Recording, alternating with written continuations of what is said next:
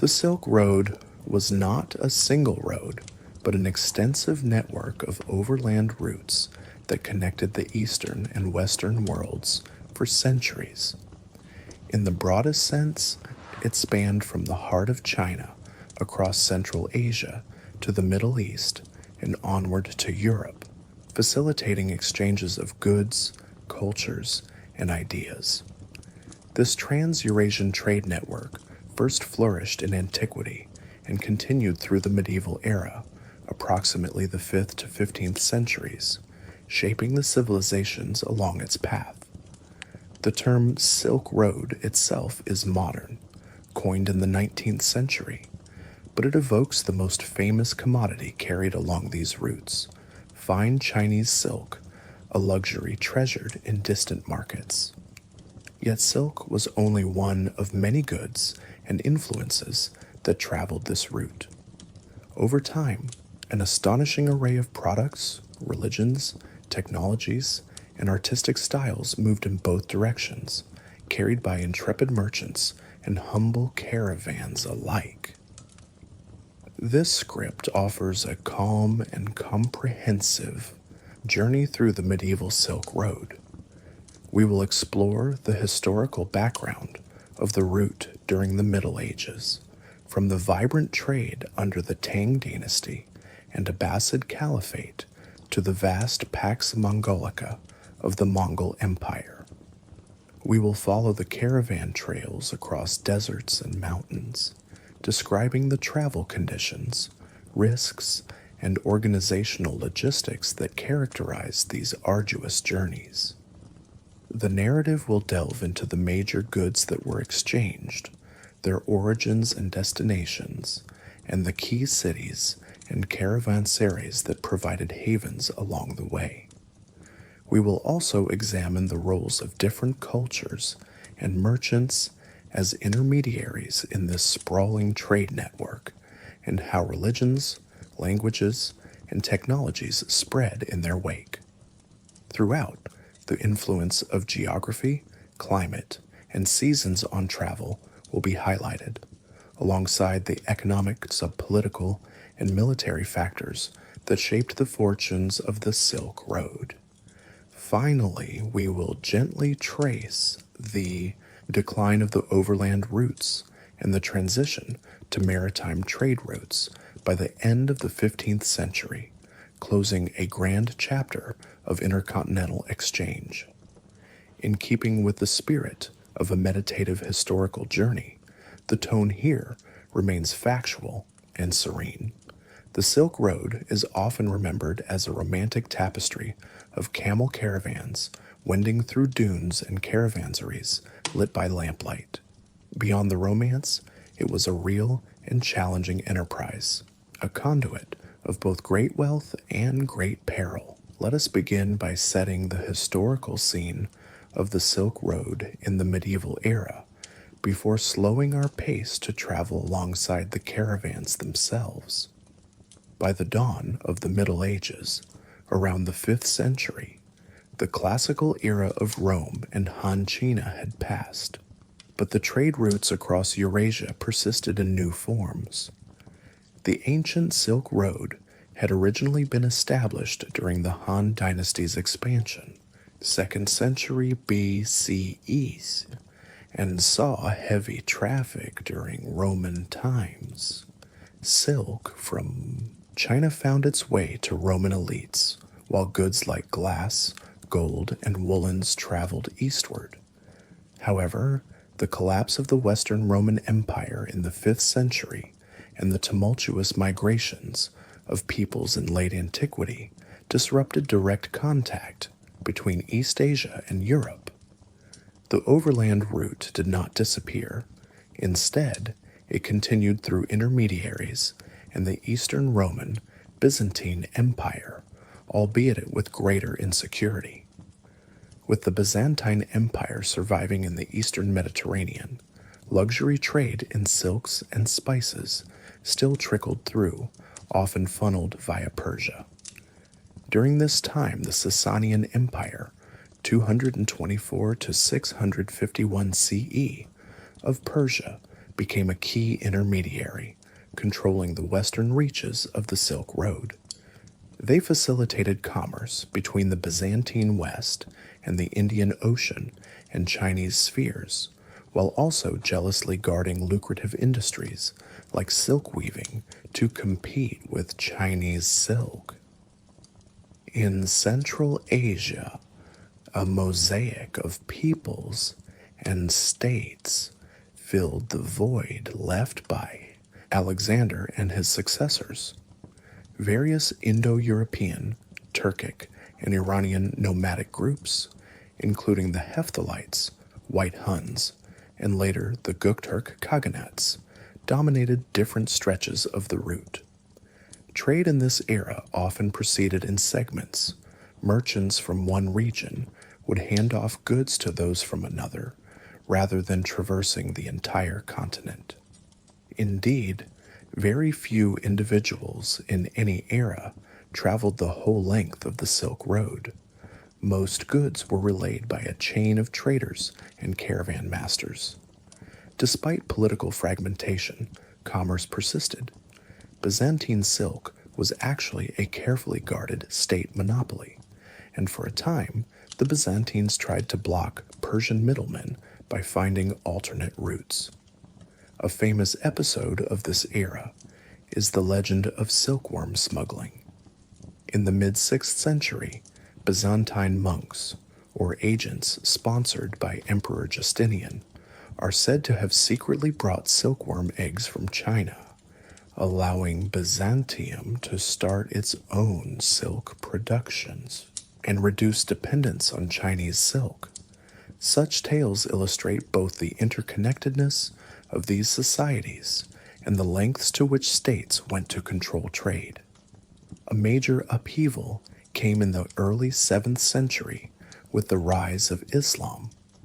The expansion of the Arab-Muslim caliphates rapidly transformed the western end of the Silk Road. By the mid-7th century, the Islamic Umayyad Caliphate had conquered the Persian Sasanian Empire and much of Byzantium's Near Eastern territory, reaching Central Asia. This brought key Silk Road cities like Samarkand and Merv under Islamic rule. Initially, these conquests introduced new uncertainties. Old political orders were replaced by new ones, and warfare could disrupt trade. Yet the early Muslim rulers were also keen on commerce. The Prophet Muhammad himself had been a merchant, and Islamic civilization held merchants in high regard. Under the subsequent Abbasid Caliphate, established 750 CE, a great era of Islamic prosperity and urbanity began.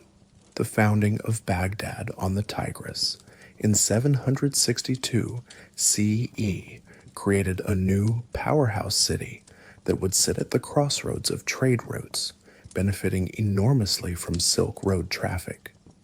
Even before Baghdad's rise, Damascus, the Umayyad capital, had been a major center where silk and other Eastern luxuries arrived via overland and maritime routes.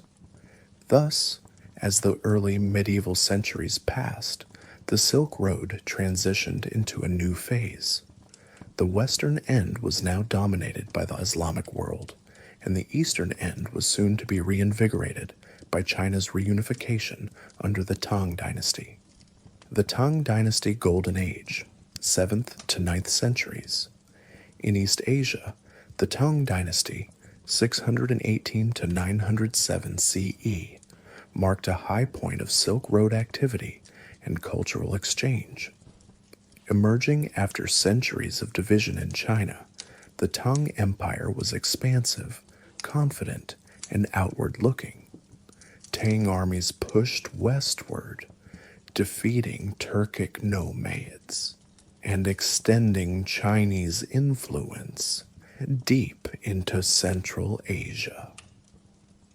In Tang Taizong's reign, Chinese forces conquered regions of the Tarim Basin and the western regions, Central Asia, around 640 CE.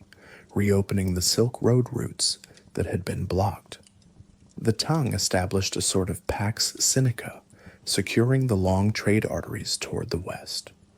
One Chinese general, Gao Xianji, even led an army to victory as far afield as modern Afghanistan in the 8th century. Under Tang protection, caravans once again plied the roads from Chang'an, the Tang capital, modern Xi'an, toward the oasis towns beyond the Great Wall. Indeed, Chang'an became the eastern anchor of the Silk Road and a thriving cosmopolitan metropolis. At its height, Chang'an was perhaps the largest city in the world, and certainly among the most cosmopolitan. Merchants and emissaries from many lands crowded its markets, Sogdians from Samarkand, Persians from Iran, Arabs from the Caliphate, Koreans, Indians, and others. The city was organized into foreign quarters, where languages like Sogdian, Persian, and Turkic could be heard alongside Chinese. The Tang court itself welcomed exotic influences. We have records of Western music and dances becoming fashionable in Chang'an. The most popular music in the capital was often that of the Western regions, Central Asia. Sogdian dances and Central Asian tunes delighted the Tang elite, and foreign musicians and performers were retained at the imperial court. In everyday life, foreign goods were in vogue: Persian glassware, Central Asian horses, and fragrant spices from India or Southeast Asia. The Silk Road under Tang rule truly lived up to its name as a conduit not only of trade, but of cultural cosmopolitanism. One testament to this interchange is the presence of Nestorian Christian monasteries and Zoroastrian fire temples in Tang, China, alongside Buddhist temples, evidence of religions brought by foreign communities. Tang-era discoveries such as the Nestorian stele of 781 CEE, found in Xi'an, document the arrival of Christianity via Silk Road merchants. Buddhism, which had entered China earlier, flourished even more during the Tang, fueled by pilgrim monks traveling the Silk Road to India and back. Tang China also engaged in maritime trade, the so-called Maritime Silk Road, reaching Southeast Asian and Indian Ocean ports. But the overland routes remained vital for connecting with Central and Western Asia. The Tang government maintained a system of garrisons and fortified stations in the northwest to protect trade caravans. The Hexi Corridor, Gansu Corridor, a narrow strip flanked by mountains and desert, was dotted with Chinese military colonies and signal towers to secure the passage toward the Tarim Basin.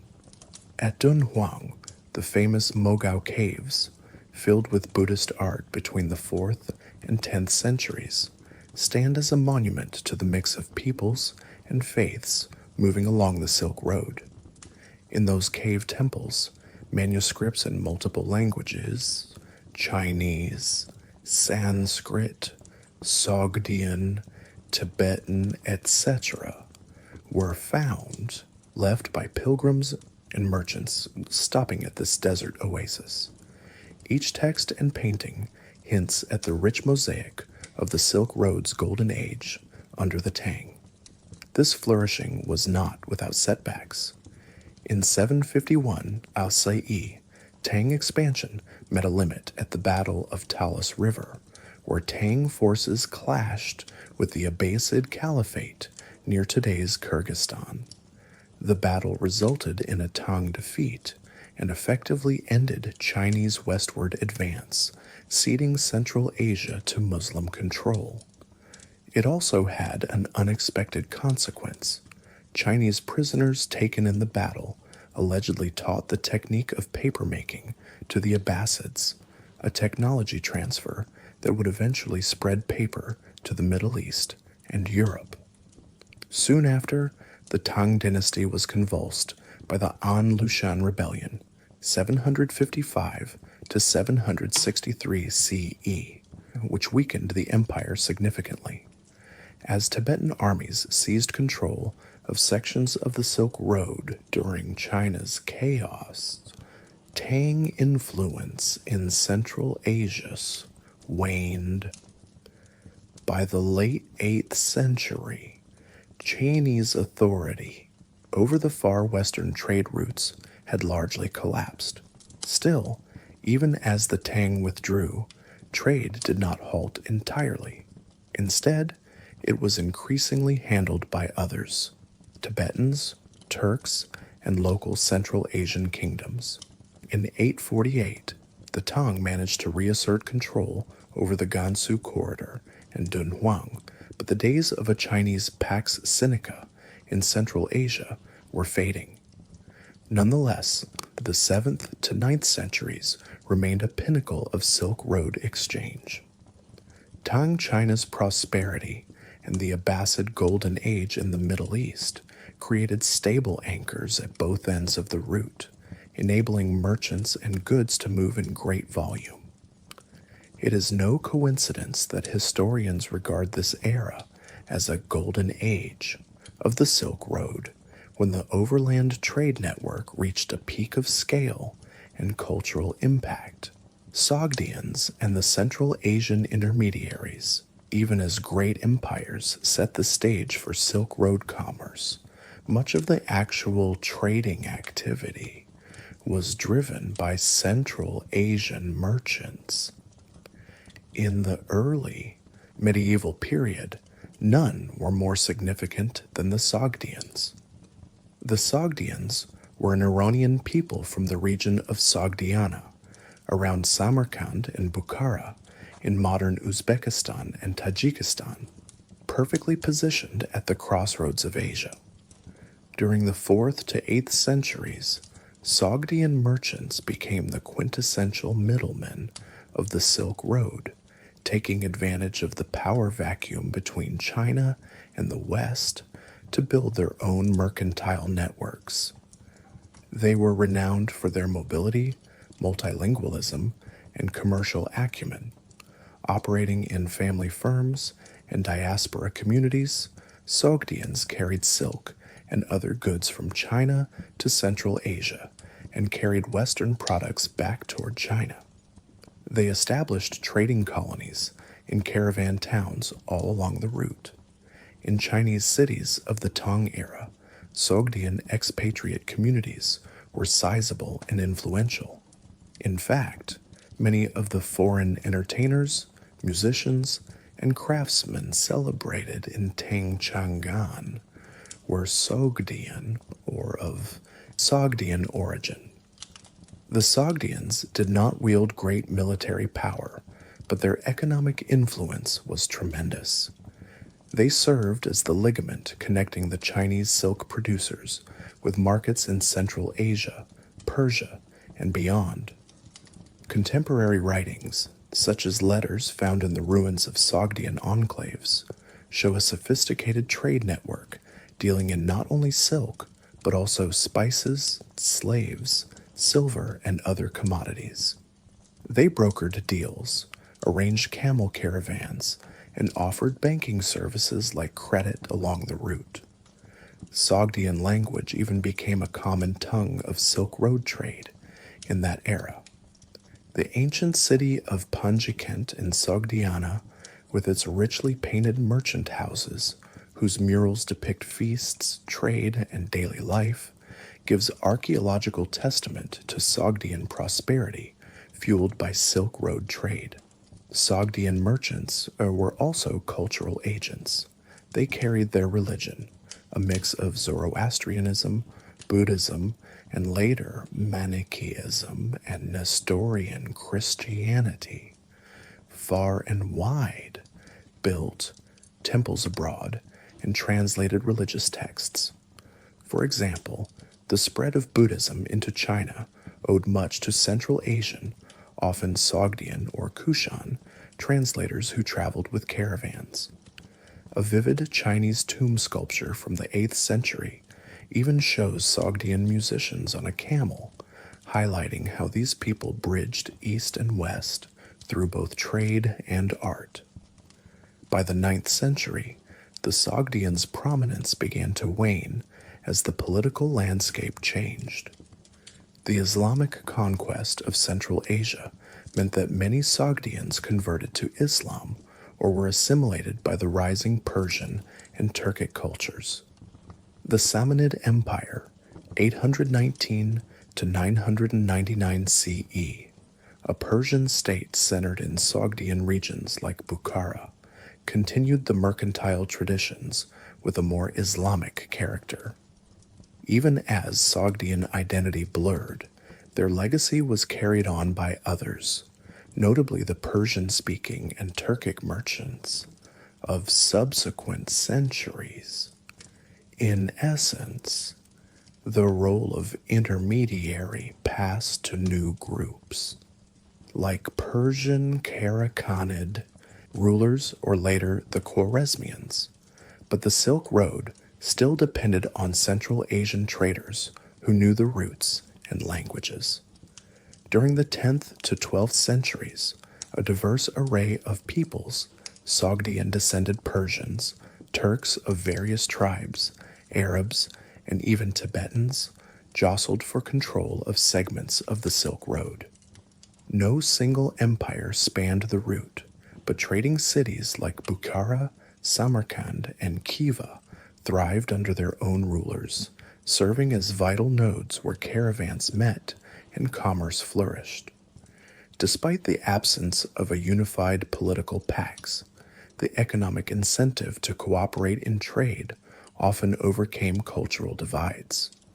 Muslim, Buddhist, and Hindu merchants met in the bazaars of Central Asia to exchange everything from silk to spices, communicating in a lingua franca of commerce, whether Persian, Turkic, or Sogdian. One fascinating group of intermediaries in the early medieval West-East trade were the Radhanites, a guild of Jewish merchants active around the 8th to 10th centuries. The Radhanites were reported by Islamic geographers to travel an astonishing range, from France and the Mediterranean through the Middle East and onwards either overland to China or via India. Multilingual and adaptable, they traded in silks, spices, swords, and even slaves. Their very existence underscores how global the medieval trade networks could be, and how the Silk Road interconnected with routes into India and Europe. While not central to Silk Road history in the way the Sogdians were, the Radhanites illustrate that early medieval trade between Christendom and the Orient was often conducted by third parties. Here, Jewish merchants who could move freely between the Islamic and Christian worlds. They likely used multiple routes. Some went through Central Asia to China, others via the Indian Ocean by ship. By leveraging tolerance and diaspora networks, they kept goods flowing even when political or religious tensions might have impeded direct contact. In summary, through the early to high Middle Ages, the Silk Road owed its continuous operation to these skilled intermediaries, Sogdians, Persians, Turks, Chinese, Indians, Arabs, Jews, and others. Each group, in its time, provided the human infrastructure for long-distance trade, the know-how of routes, translation across languages, credit and trust across cultures that allowed the system as a whole to function. Their stories are less famous than those of emperors, but without the caravaneers and merchants, the Silk Road's great exchanges could not have happened.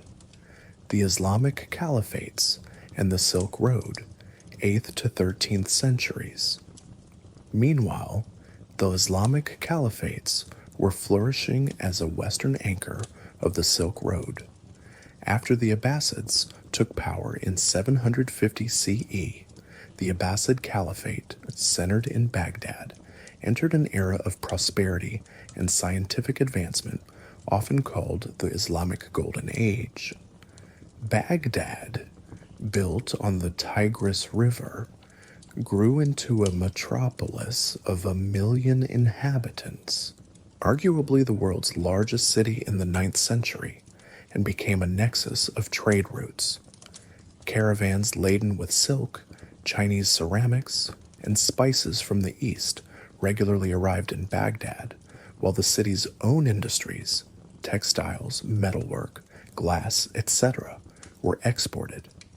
Marco Polo, centuries later, would describe Baghdad in glowing terms, marveling at its wealth. Well before his time, Islamic merchants had extended their reach along the Silk Road. They established trading posts in Central Asian caravan cities, and even in western China. By the 8th century, records note communities of Muslim merchants in the Chinese capital Chang'an, where they were known as Dashi, a term for Arabs. The Tang emperor welcomed them as he did other foreign traders. In 751, the Battle of Talas that checked Tang expansion also symbolized the meeting of the Chinese and Islamic spheres. After that point, Muslim influence in Central Asia grew. Cities like Samarkand, Bukhara, and Khiva gradually became predominantly Muslim. Many voluntarily converted due to the influence of Persianized local rulers and Sufi missionaries, though they remained hubs for all traders, regardless of creed. Under the Abbasids, luxury industries proliferated in the Middle East, using techniques and materials from afar. Silk weaving centers in Syria, Iran, and Iraq produced fine brocades, sometimes with Chinese-style motifs, a testament to the artistic exchange. Paper, introduced after Talas, led to an explosion of book production and scholarship in Baghdad and other cities. The famous House of Wisdom in Baghdad, Bait al-Hikmah, attracted scholars who translated Greek philosophical texts and Indian mathematical treatises into Arabic. Many of those texts had traveled to the Islamic world via the Silk Road or the maritime routes. For instance, the knowledge of making paper, of compass navigation, of certain astronomical instruments, all had origins in China or India and made their way westward, where Islamic civilization absorbed and further developed them. In return, Islam spread eastward along trade routes. Muslim merchants and missionaries traveled to Central Asia, Xinjiang, Western China, and even as far as the Tang court. By the 10th century, there were mosques in the oasis towns of the Tarim Basin and Gansu. The Uyghur kingdom of Kocho, in present-day Xinjiang, even hosted multiple religions: Buddhism, Manichaeism, and Christianity alongside Islam. Nestorian Christianity, which had entered China in Tang times, continued quietly via Syriac-speaking merchants and clergy even under later dynasties. The coexistence of religions in Silk Road cities was a hallmark of their cosmopolitan nature. A city like Ctesiphon, the old Persian capital, later near Baghdad, in its prime had large communities of Zoroastrians, Jews, Christians, and later Muslims, all thriving on trade. Politically, after the fragmentation of the Abbasid realm in the 9th to 10th centuries, a patchwork of smaller states continued to facilitate trade. The Persian Samanids in Trans-Oxiana, the Turkic Karakhanids, and later the Khwarezm Shahs, each controlled parts of Central Asia and derived wealth from the caravan trade. They invested in caravanserais and policed the routes against bandits when possible. In Iran and Mesopotamia, new dynasties, like the Buyids and Seljuks, rose, but none closed off trade. To the contrary, they welcomed the revenue from commerce. The Silk Road was an economic artery they all depended on. The Seljuk Turks, who in the 11th century gained control from Persia to Anatolia, were great patrons of commerce.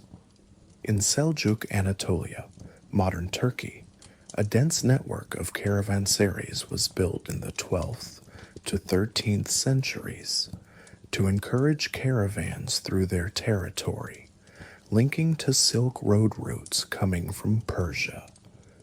This coincided with the time of the First Crusade and the establishment of Crusader states on the eastern Mediterranean, late 11th to 12th century. The Crusades introduced new European players into Near Eastern trade, notably Italian merchant republics like Venice and Genoa, which set up trading colonies in Crusader ports.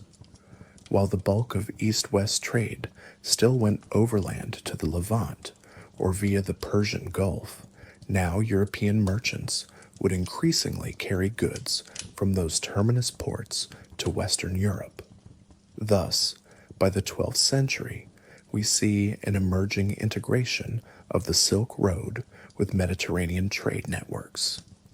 A piece of silk might travel by caravan to Antioch or Acre, then by Venetian ship to Italy, reaching the markets of medieval Europe. European demand for Eastern luxuries, silks, spices, porcelains, was growing and would become a driving force of global commerce and later exploration. But in this medieval period, Europeans were still minor, reliant on Muslim and Mongol intermediaries for access to Asia. The Mongol Empire and Pax Mongolica, 13th to 14th centuries. The 13th century brought about one of the most dramatic turns in Silk Road history, the rise of the Mongol Empire. In a few decades, the Mongols conquered a vast swath of Eurasia, from China to Eastern Europe, carving out the largest land empire in history. Genghis Khan, and his successors unified under one political framework regions that had long been fragmented. This brutal process, the conquests were often devastating, paradoxically led to a period of unprecedented peace and security along the Silk Road, an era historians call the Pax Mongolica. By the mid-13th century, the Mongol Empire's dominion covered the heart of the Silk Road.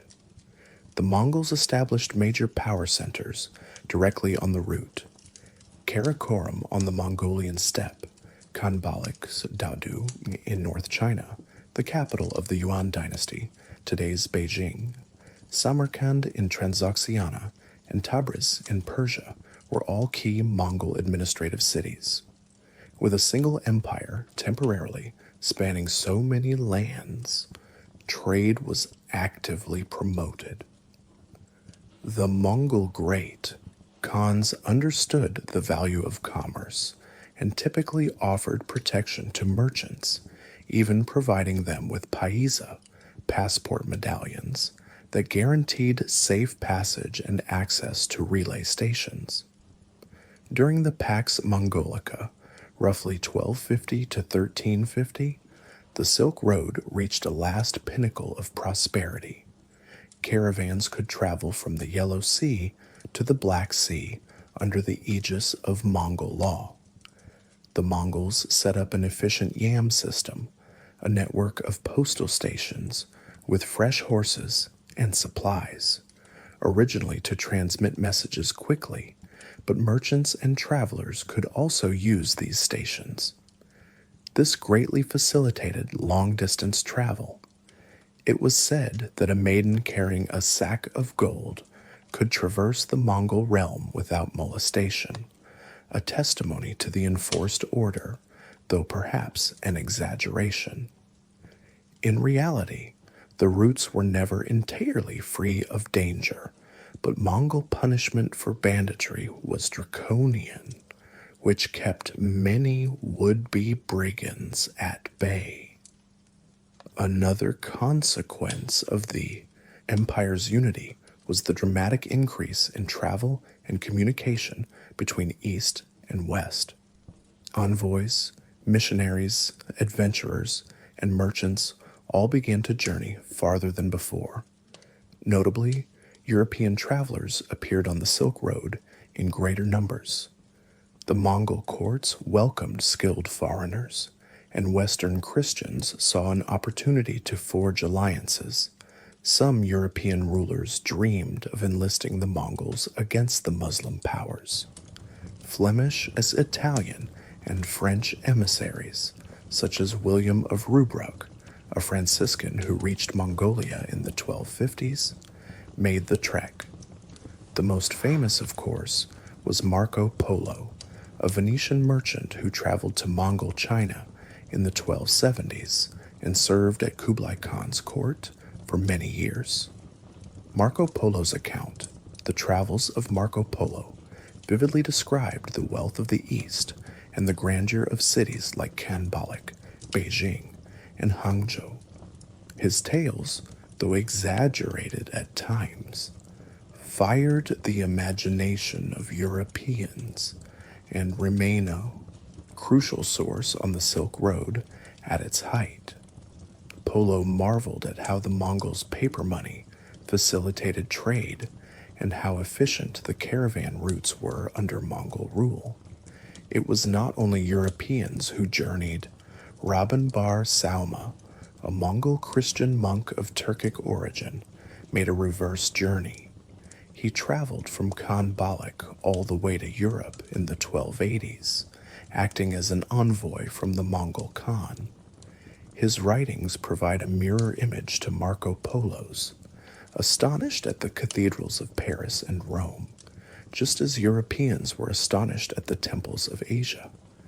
The Mongol Empire had essentially bridged the world, and ideas flowed as freely as goods.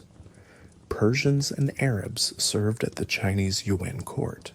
Chinese engineers and doctors found service in Iran. The exchange of technologies and knowledge accelerated. For example, Persian and Arab astronomers worked in Kublai Khan's observatories, bringing Islamic star charts to China, while Chinese innovations like gunpowder, the compass, and printing techniques made their way west. Gunpowder weapons appeared in the Middle East and Europe in the 14th century, likely due to Mongol transmission of Chinese knowledge. Artistic motifs traveled. Chinese silk designs influenced Persian miniature paintings. Mongol taste brought Central Asian and Chinese elements into Eastern European art. During this period, trade volume also increased. We read of caravans as large as cities and tremendous quantities of silk and spices moving west. One Persian observer noted that literate merchants from many nations congregated in Mongol Central Asia, keeping accounts in Uyghur, Persian, and Chinese scripts. The use of paper money in the Yuan dynasty, introduced in the 13th century, even meant that precious metals could be freed from local use and sent via trade to where bullion was in demand. For instance, much silver from Japan and Europe ultimately ended up in China during this era, exchanged for high-value goods. The unity did not last forever. By the 1260s, the Mongol Empire had effectively split into different Khanates: the Yuan dynasty in China, the Ilkhanate in Persia, the Chagatai Khanate in Central Asia, and the Golden Horde in the West. Even so, these branches of the Mongol Empire generally maintained cordial relations and a degree of cooperation, which kept trade routes open.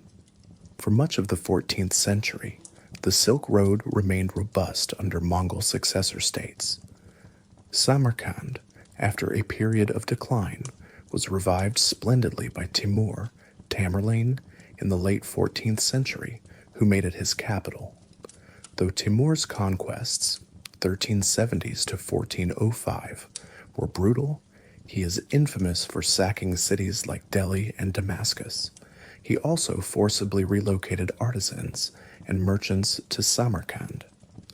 The result was a burst of economic and cultural activity in Timurid Central Asia. Samarkand's famous blue-tiled mosques and madrasas, many built by artisans from as far as Iran and India, stand as monuments to Silk Road wealth at the end of the 14th century. Timur's empire was short-lived, but it momentarily reinvigorated Trans-Asian trade. As late as the early 15th century, caravans still traveled regularly from China, now under the Ming dynasty, to the Middle East, and the courts exchanged luxury gifts. For example, Zheng He's maritime expeditions from Ming China, 1405 to 1433, brought ambassadors from Hormuz, Persian Gulf, and other Islamic regions to China, showing that interaction was ongoing. However, amid the prosperity of the 14th century lurked a dark shadow, the Black Death. The bubonic plague pandemic of the mid-14th century likely traveled along the Silk Road from Asia to the West. It is believed that the plague bacterium, Yersinia pestis, spread from its endemic home in Central or East Asia, hitching rides with flea-infested rodents that frequented caravan supply stops. In the 1340s, reports of plague emerged in Mongol dominions. By 1347, it had reached the ports of the Black Sea and from there entered Europe, causing the death of perhaps a third of Europe's population. The Silk Road thus carried not only silk and spices, but also disease, a tragic reminder of the unintended consequences of connectivity. The Mongol Empire's very success in linking distant lands made the spread of the pandemic possible. It's a sober aspect of Silk Road history that even as we celebrate the cultural and material exchanges, we acknowledge that germs traveled these routes as well as gems. Decline in the 15th century and the shift to sea routes. By the 15th century, the Silk Road's days of glory were waning. Several factors contributed to its decline. Politically, the fragmentation of the Mongol Empire removed the unified security umbrella that had protected transcontinental trade. The route became again a patchwork of different realms, some stable, others war-torn. In the 1360s, the Chinese threw off Mongol rule and established the Ming dynasty. 1368 to 1644. The Ming initially encouraged trade, but soon adopted a more inward-looking stance, sharply limiting official engagement with Central Asia. In 1370, the death of Timur and subsequent infighting left Central Asia divided among lesser Khans. The Chagatai Khanate splintered, and new Uzbek and Kazakh hordes emerged, often clashing with one another.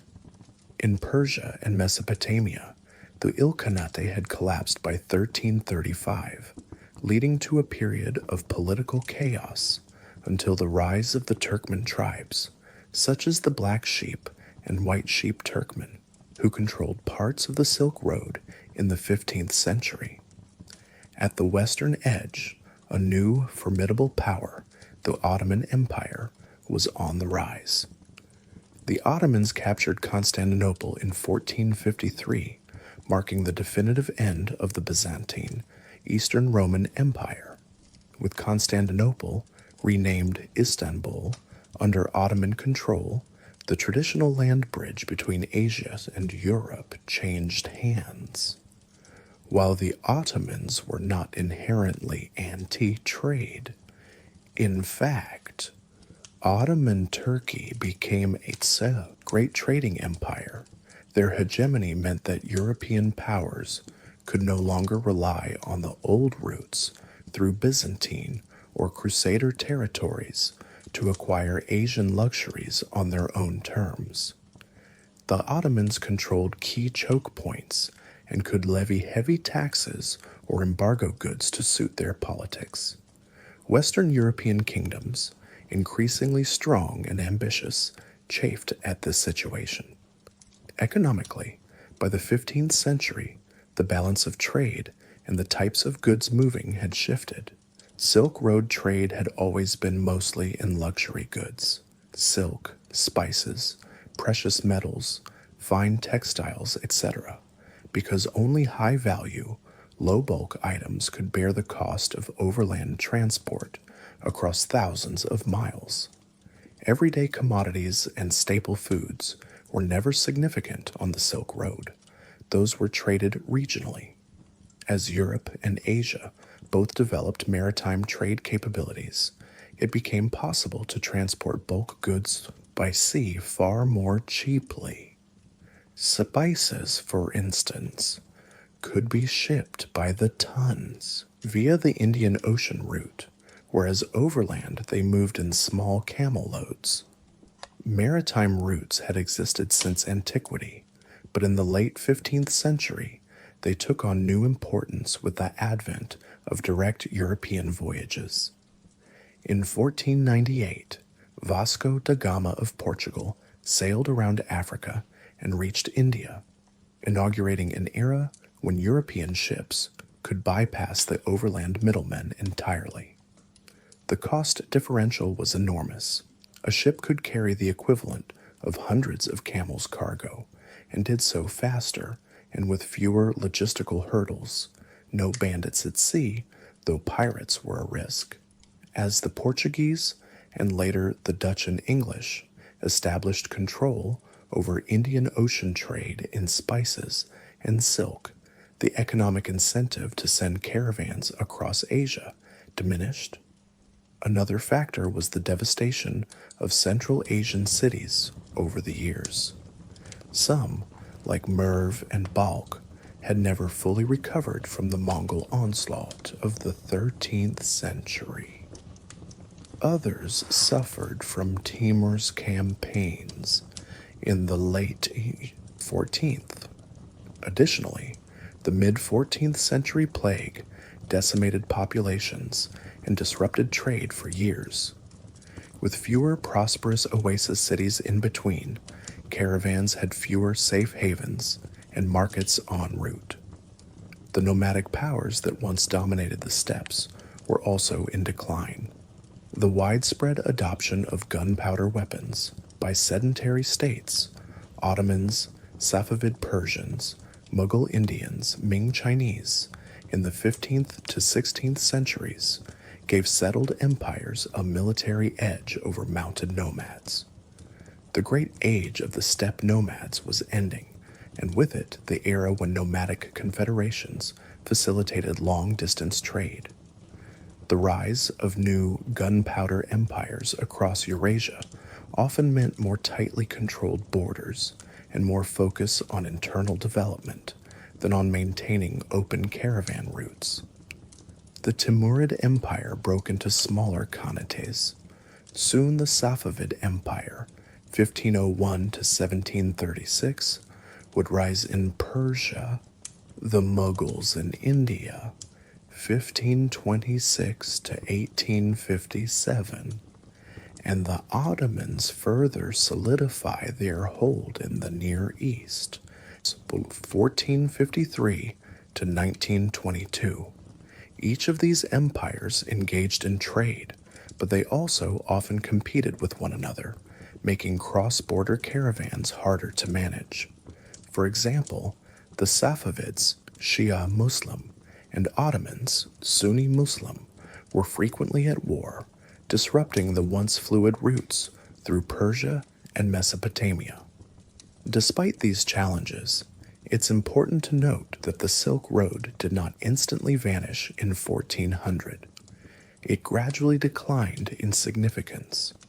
Even into the 16th and 17th centuries, caravans still crossed Central Asia. The Armenian merchants of Persia, for instance, played a huge role in overland trade in the 17th century, monopolizing the export of Persian silk and trading goods between East and West. Cities like Bukhara and Kashgar remained active trading centers deep into the early modern period, though much trade had become regionally focused. Central Asia with Russia and India, for example, rather than the full Eurasian span. The main difference was that the center of gravity of Afro-Eurasian trade shifted to the coasts, to maritime routes controlled first by the Portuguese and Spanish, then the Dutch and British. The transcontinental caravans became fewer and smaller, and many historic caravanserais fell to disuse. Nishapur, once a great Silk Road city in Khorasan, dwindled. The beautiful caravanserais of Safavid Persia became roadside inns for more local commerce. In China, the Ming Dynasty, after an initial burst of maritime outreach under Admiral Zheng He, turned inward and put strict limits on foreign trade, the Haijin Sea Ban. They maintained the land border defense, Great Wall, but were less interested in promoting Silk Road trade than the Tang or Yuan had been. The Ming, instead, engaged in selective tribute trade and agricultural self-sufficiency. As a result, from the Chinese side too, the impetus for long-distance overland trade decreased. By the late 16th century, Europe was importing huge quantities of spices, tea, porcelain, and silk from Asia, but almost all via the sea routes across the Indian and Atlantic Oceans. The Silk Road had been superseded in global importance. It lived on mainly as a network for continental trade within Asia and as a memory of past glory. The term Silk Road itself, as noted, was only coined in the 19th century by Ferdinand von Richthofen, as Europeans rediscovered the history of these routes. But long before that, the routes had left a deep legacy on the cultures they touched. In the sections that follow, we shift from this historical narrative to a closer look at what it was actually like to journey on the Silk Road in medieval times. We will slow down to the pace of a caravan, examine the practicalities of travel, the goods that were traded, the cities en route, and the cultural exchanges that occurred. In doing so, we keep in mind this grand arc of history, the rise and fall of empires that alternately opened and constricted the arteries of the Silk Road. Routes, terrain, and travel conditions of caravan journeys. Traveling the Silk Road in the medieval era was a formidable undertaking. Caravans faced some of the most extreme terrains on Earth: vast deserts, towering mountain ranges, endless steppes, and swift rivers. The routes spanned about 4,000 miles, 6,400 kilometers, on land from China to the Levant. But if one counts all branches and detours, the network covered over 35,000 kilometers of trails across Eurasia. These paths traversed an incredible range of elevations, from below sea level salt flats to mountain passes over 5,000 meters high, and climates from searing desert heat to alpine snow. Such an environment imposed natural rhythms and challenges on travelers. Main route and branches. In broad strokes, the main Silk Road land route began in north-central China and ran westward to the Mediterranean. Starting at Chang'an, Xi'an, caravans would head northwest through the Loess Plateau and enter the narrow Gansu Hexi Corridor, a strip of habitable land flanked by mountains and desert. They passed fortress outposts and the terminus of the Great Wall, reaching Dunhuang, the last major Chinese oasis. Beyond Dunhuang lay the dreaded Taklamakan Desert of Xinjiang, a vast expanse whose name is often said to mean, "Go in and you won't come out." In practice, traders bypassed the uninhabitable heart of the Taklamakan by taking one of two flank routes: a northern route along the foothills of the Tian Shan Mountains, through oases like Hami, Turpan, Kucha, and Aksu, or a southern route along the Kunlun Mountains' edge, through oases like Miran, Khotan, and Kashgar. These two routes would rejoin at Kashgar, a crucial oasis at the western end of the Tarim Basin. Kashgar's markets were legendary. Here Chinese silks met Indian spices, Persian fabrics, and all manner of goods in between. From Kashgar, one major path led southwest over the Pamir Mountains via the Karakoram into the upper Indus Valley, linking to India. But the primary Silk Road route turned northwest. From Kashgar or nearby, caravans ascended into the Pamir and Tian Shan ranges to cross into Central Asia proper. The high passes, such as the Torugart or Irkeshtam, connecting into the Fergana Valley, or the route through Tashkurgan and the Wakhan Corridor, were some of the most perilous stretches. Thin air, blinding snow, and steep trails tested both camels and humans. After descending from the mountains, caravans reached the fertile lands of Trans-Oxiana, the region beyond the Oxus River, or Amu Darya. Here lay famous cities: Samarkand, Bukhara, Tashkent, and others. Samarkand, in particular, was situated in the Zarafshan River Valley, a welcome green respite after the deserts. Medieval travelers described its vineyards and gardens as an earthly paradise. An east-west caravan might then proceed through the Karakum Desert, or circumvent it along the greener north, toward Merv, in present Turkmenistan. Merv was once called the Mother of Cities, a lush oasis of the Karakum where multiple routes converged. From Merv, routes fanned out, one towards the southwest to Herat and Persia, another west to the Caspian Sea region, and another northwest to Khwarezm, Akiva, and across the Kazakh steppe. Many caravans went southwest into Greater Khorasan, passing through Nishapur, Rai, near Tehran, and then to Baghdad or Tabriz. Baghdad, during the Abbasid era, was the grand hub where goods from east and west exchanged hands. From Baghdad or nearby ports like Basra, merchandise could continue to the Mediterranean via Damascus or Aleppo, or to the Red Sea for Egypt, or by ship to Europe. Some northern branches went through Anatolia, from Tabriz through Armenia and Anatolian Plateau, stopping at Konya and Bursa, and reaching the Byzantine capital Constantinople, often considered the western terminus of the Silk Road. There was also a northern Silk route, under the Mongols, which went from China through the Keys, Gobi Desert into Mongolia, then across the Altai Mountains to the steppe, skirting north of the Aral and Caspian Seas to the Black Sea and Crimea. This route, used by some Venetian and Genoese traders, connected with Europe via the ports of Tana, Azov, and Kaffa in Crimea. Each of these routes had its hazards and benefits, but all were connected like strands of a web. Caravans could change course based on weather, politics, or opportunities, demonstrating the Silk Road's flexibility as a network. Deserts. The deserts were among the most dangerous stretches.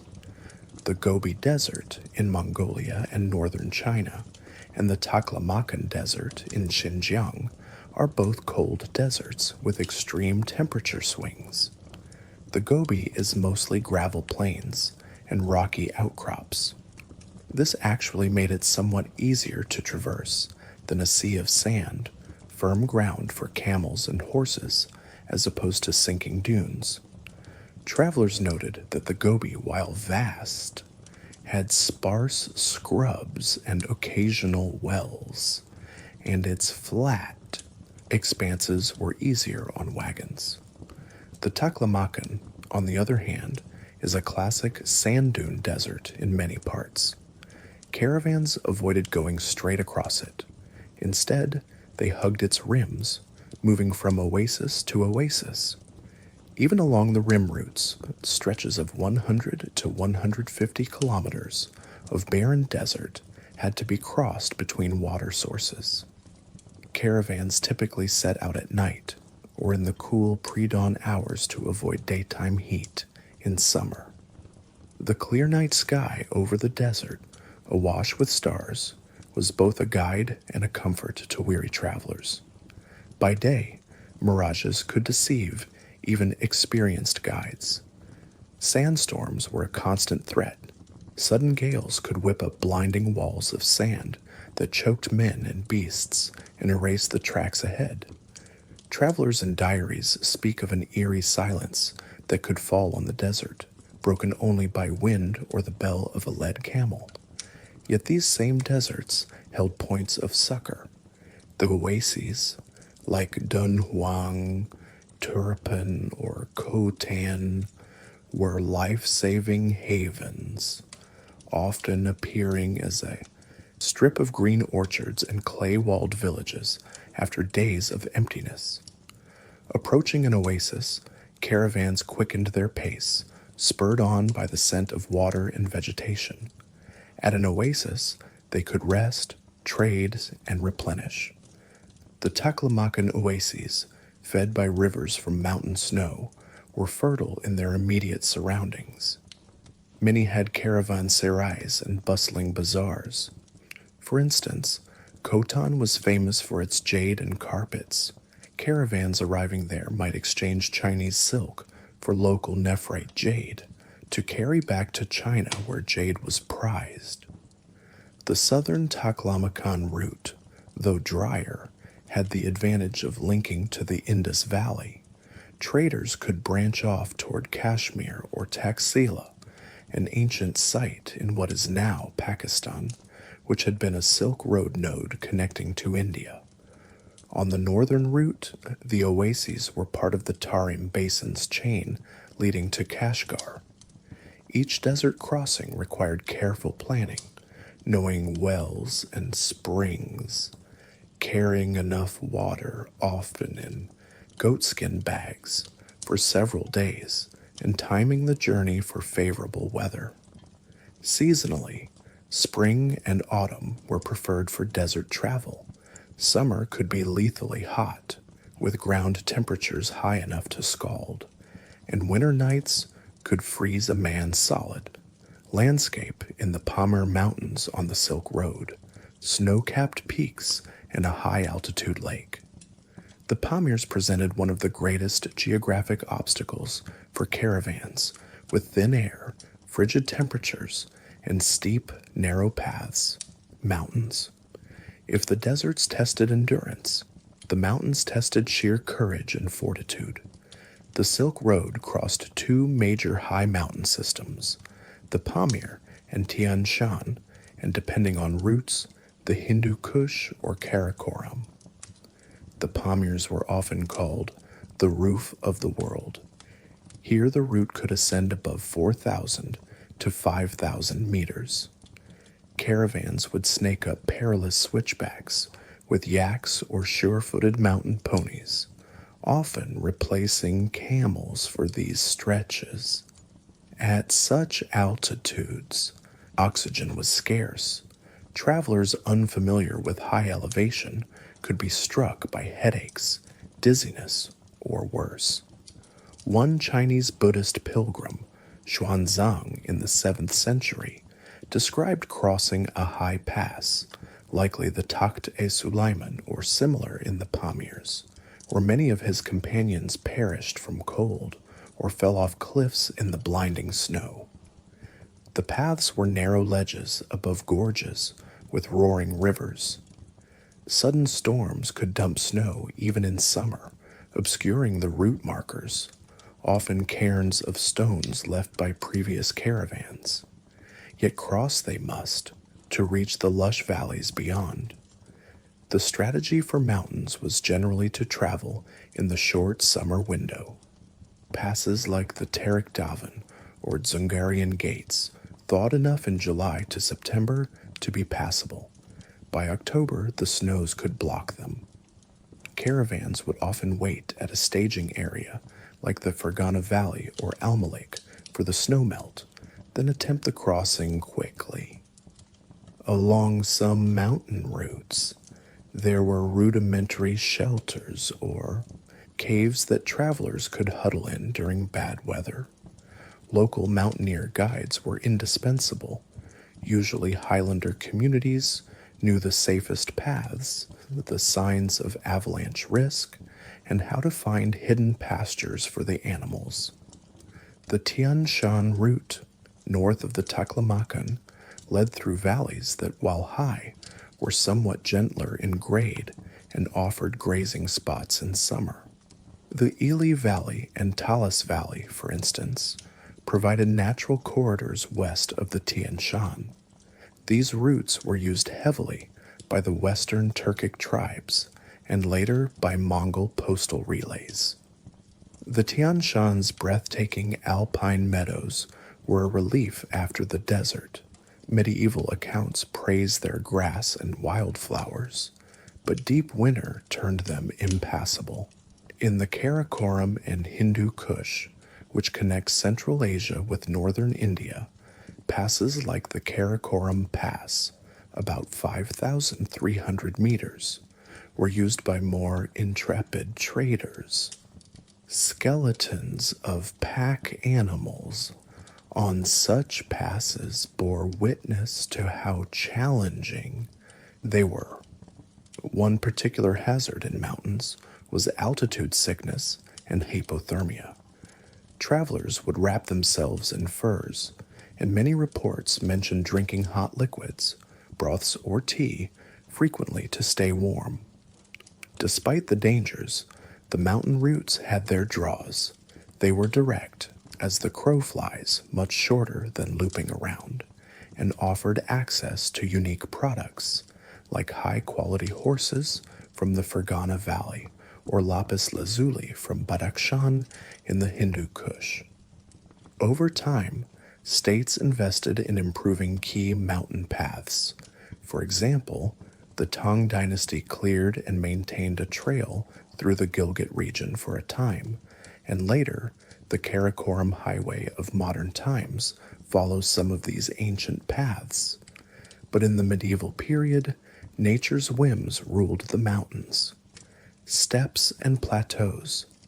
A considerable portion of the Silk Road ran through grassland steppe, particularly the routes north of the Tian Shan and across Kazakhstan and southern Russia. The Eurasian steppe could in some ways be easier for travel.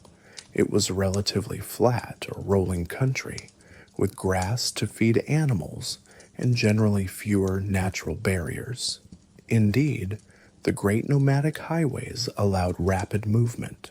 Mongol armies galloped across the steppe faster than any caravan could through mountains.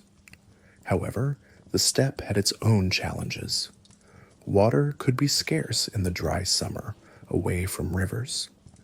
There were also fewer towns, meaning caravans depended more on the nomadic camps for resupply.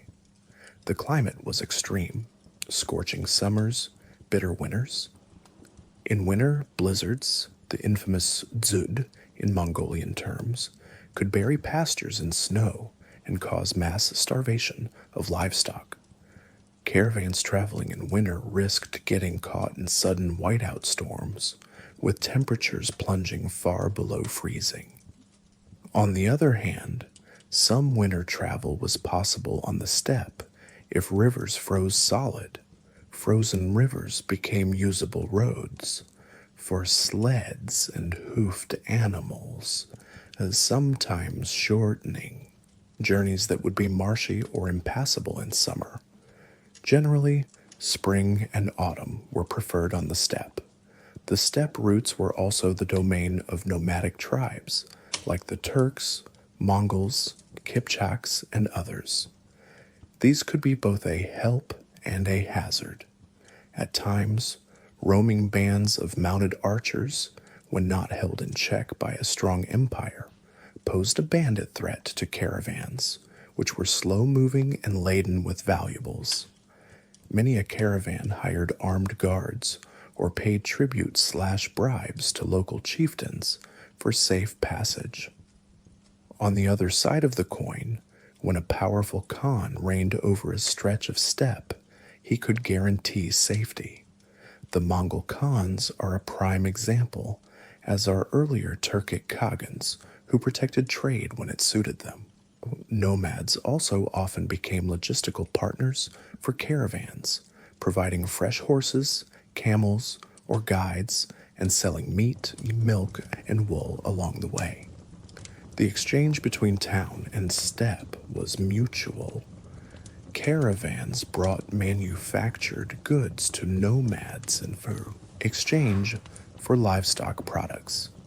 An observer in the 13th century noted that at caravan stops in the Altai region, local herders would come to trade for mare's milk, some kumis, and herd animals for Chinese silks or metal wares. The steppe route via the north, through places like Otrar on the Sir Darya, Sarai on the lower Volga, and to the Black Sea, became heavily used during the Mongol period, as it allowed direct connection between Mongol China and Mongol Russia. Even some European traders, like those from Genoa, ventured into the steppe to reach the Khan's markets. Traveling these open plains, a caravan might march for days, seeing the horizon as a flat line, with only the occasional distant smoke from a nomad's camp or the outline of a lone rider watching them. Navigating the steppe required skill too.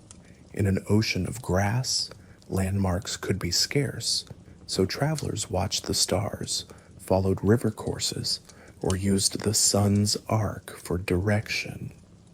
There was a saying that on the steppe, only the sky is above you and only the grass below, symbolizing both the freedom and vulnerability of crossing those vast lands. Travel pace and caravan organization. The typical caravan moved slowly but steadily, much like an ant trail of humanity, and animals stretching to the horizon. A day's journey, called a stage, might be about 30 to 40 kilometers under good conditions. This figure is corroborated by many sources. Camel caravans commonly covered roughly that distance in a day. The pace was around 4 to 5 kilometers per hour for a walking camel loaded with goods. They would walk perhaps 5 to 8 hours in a day, resting during the hottest midday period, if in summer. Camels were the dominant pack animal in most stretches, particularly the Bactrian camel, two-humped, in Central and East Asia, which was superbly suited to cold desert climates.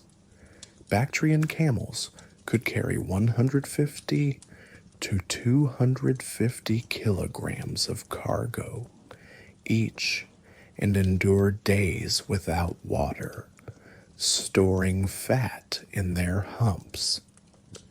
Their wide, padded feet were ideal for sand and gravel. In more rugged or colder areas, yaks, mules, or horses were used. Yaks in Tibet and Pamirs handled high elevations well.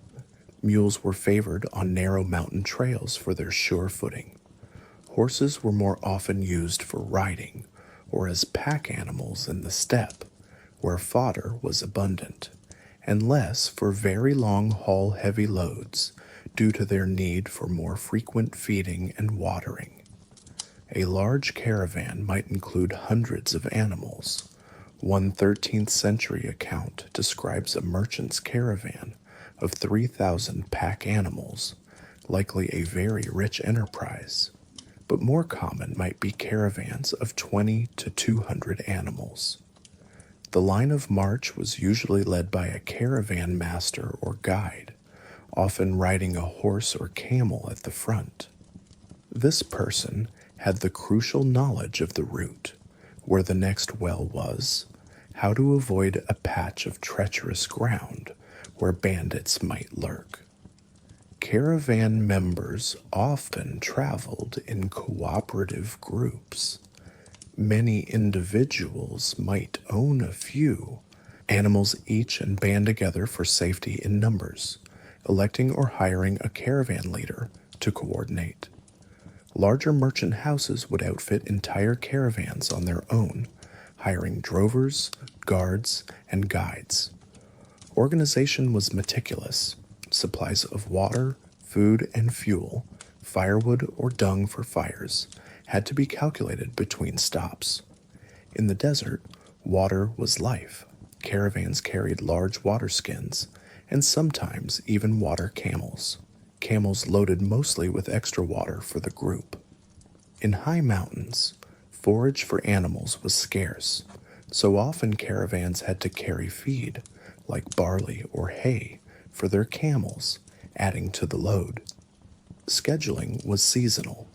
For example, caravans departing Kashgar for Samarkand would typically leave in late spring after the mountain snows melted, ensuring they could cross before snows returned in autumn. Conversely, caravans aiming to cross the Iranian deserts might leave in late autumn or winter, when cooler temperatures made the journey safer. Despite cold nights, the days would be manageable and water loss lower than in summer. They often planned to arrive at major markets in time for trade fairs or when certain goods were in demand, for example, reaching Aleppo or Baghdad in spring when ship connections to Europe were favorable. Risks and dangers. Despite careful planning, the journey was fraught with perils. Banditry was a universal fear. Bandits could be rogue nomads, local brigands from nearby settlements, or even corrupt petty officials in some areas.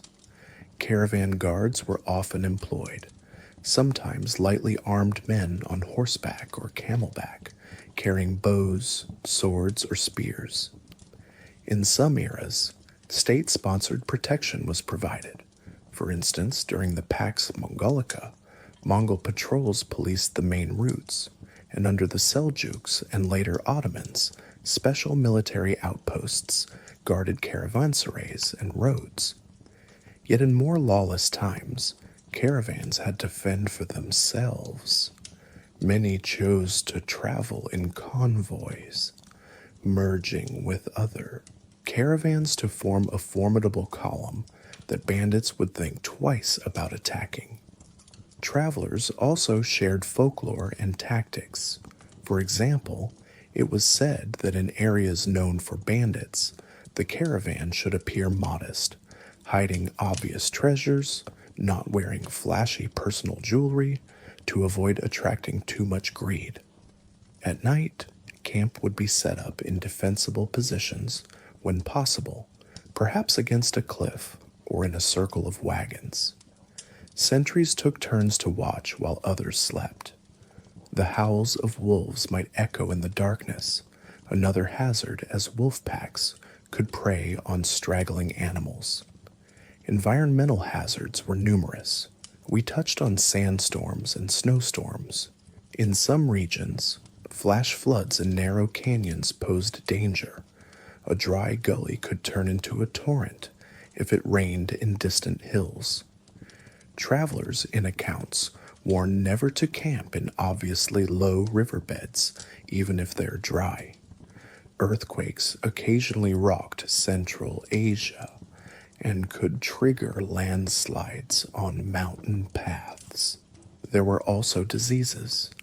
A caravan was like a moving village, and illnesses could spread quickly in the group, more so among the humans than the hardy camels.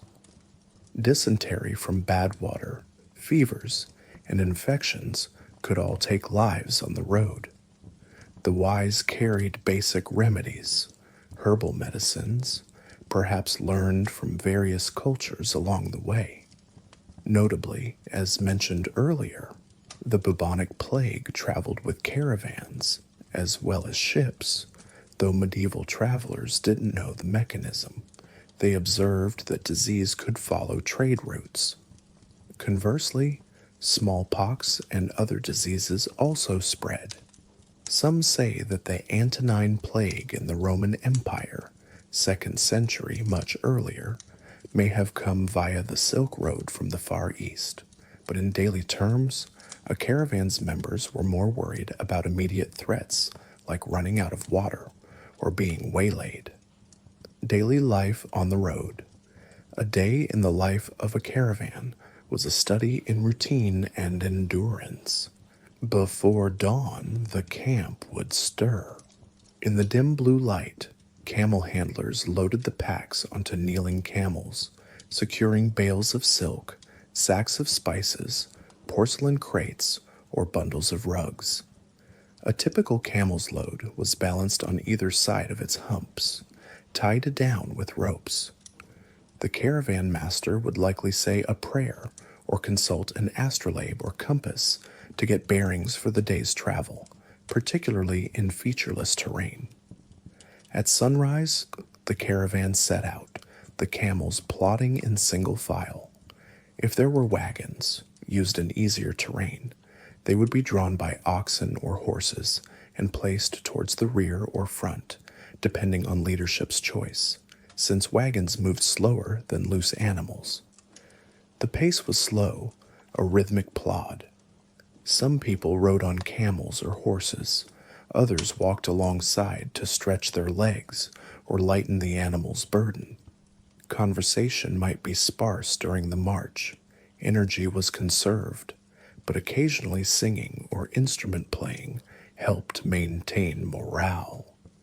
There are accounts of Persian or Turkic camel drivers singing caravan songs, very much like sea shanties, to keep a steady pace and soothe the animals. After a few hours, a midday rest was taken if conditions allowed, especially in hot climates. They would find whatever shade possible or erect small awnings. Animals were watered from carried supplies or allowed to drink if near a stream. People ate simple meals, dried fruits, nuts, bread or porridge, maybe roasted meat if available. In Central Asia, fermented mare's milk, kumis, or camel milk might be consumed. In other areas, tea, introduced from China, became a staple beverage as it helped use boiled, sterilized water and provided energy. After the rest, the caravan pressed on until evening. On a good day, they would reach the next known stop, perhaps a caravanserai, or at least a spot with water, a well or spring. On other days, they simply camped in the open. Evening camp involved unloading animals, letting them roll and rest, and if still lucky, grazing or feeding them. Tents were pitched for those who had them. Wealthier merchants might have felt tents. Poorer folks slept under the stars or in makeshift shelters. A hot meal would be prepared, commonly a stew or soup in a big cauldron shared around, using maybe lentils, rice, or grain carried with them, and any fresh ingredient they had, dried meat or vegetables. Fires were made from wood if in a region with trees. In barren lands, thus camel dung was often used as fuel, as it burns slowly and hot. The camaraderie of the campfire was one of the few consolations of the arduous journey. Travelers from different lands swapped stories or news heard along the way. In these interactions, cultures mingled. A Persian might learn a bit of Chinese, or an Arab might hear a Tibetan folk tale.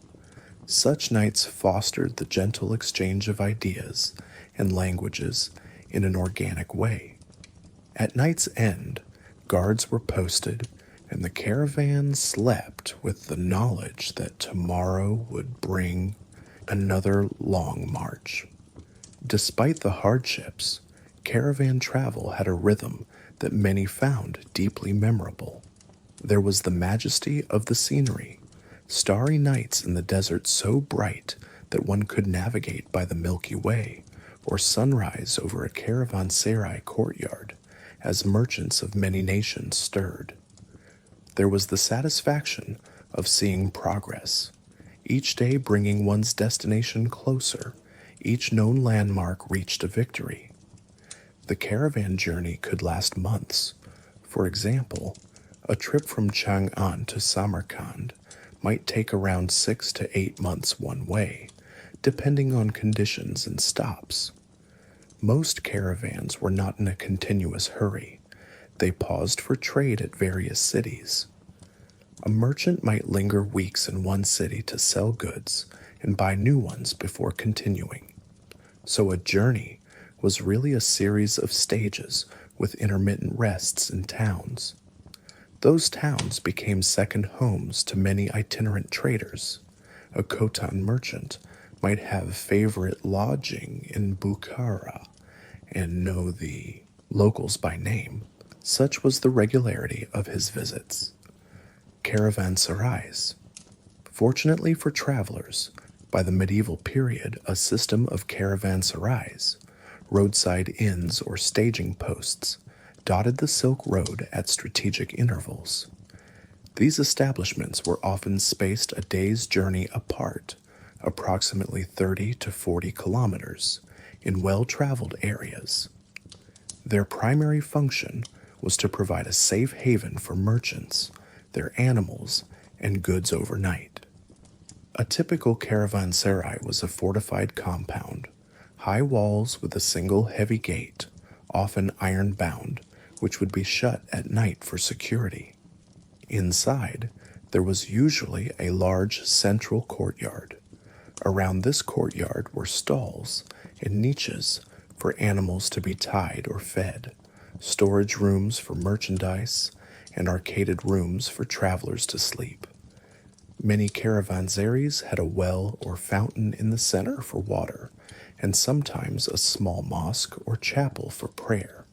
Some larger ones even had bathhouses, shaymums, and attached bazaars where locals would come to trade with travelers. These oases of hospitality were more than just inns. They were cultural melting pots. In the evenings, merchants from distant lands dined and conversed, exchanging not only goods, but news and ideas. It was said that in the great caravanserais of Persia, one could hear a dozen languages in a single night. Caravanserais also served as postal stations of a sort, where messages could be left or received, and where one might join up with another caravan for safety onward. Under the Seljuk Turks and later Islamic rulers, caravanserais, also called khans or rabbits, were often state-funded as a public good, part of encouraging commerce. For instance, in Safavid Iran and Mughal India, traveler accounts describe impressive caravanserais with elaborately decorated inns, sometimes doubling as forts in troubled border areas. In Anatolia, the 13th century Seljuk caravanserais, such as the Sultan Hanu, were built of stone, with grand gateways carved with geometric patterns. These structures still stand today as monuments to Silk Road trade. Many caravanserais were ideally located at junctions of trade routes or just outside city gates. For example, the city of Bursa in Turkey had several caravanserais inside it that effectively were urban warehouses and inns for foreign traders. Samarkand and Bukhara, too, had dedicated areas for caravanserais. Some caravanserais specialized in certain trade or catered to specific communities. For example, one might be frequented mostly by Armenian merchants, another by Indian merchants, etc., creating informal networks. Inside a caravanserai, security was paramount. Heavy doors and sometimes watchtowers allowed guards to protect against thieves at night. It was common that once sundown came and the gates closed, no one could enter or leave until morning, providing collective safety. Services at caravanserais varied. At minimum, there was water and space. Many offered prepared food or ingredients to cook, fodder for animals, blacksmithing services for shoeing horses or repairing wagon wheels, and sometimes physicians or herbalists for sick travelers. They also functioned as centers of information. A merchant arriving from the east could learn about conditions on the road westward, bandit activity, weather issues, political unrest, from those coming opposite, and vice versa.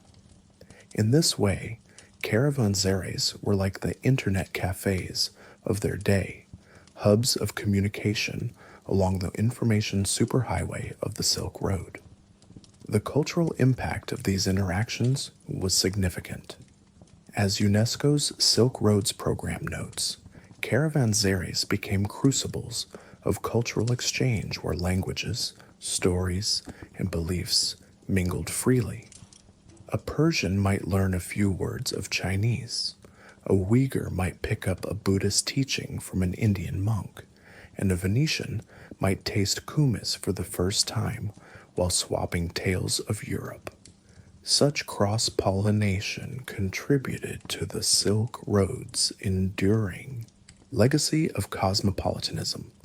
It's telling that cities famous for trade, Samarkand, Aleppo, Baghdad, Kashgar, were also noted for their tolerance and diversity, nurtured in part by these constant caravan encounters.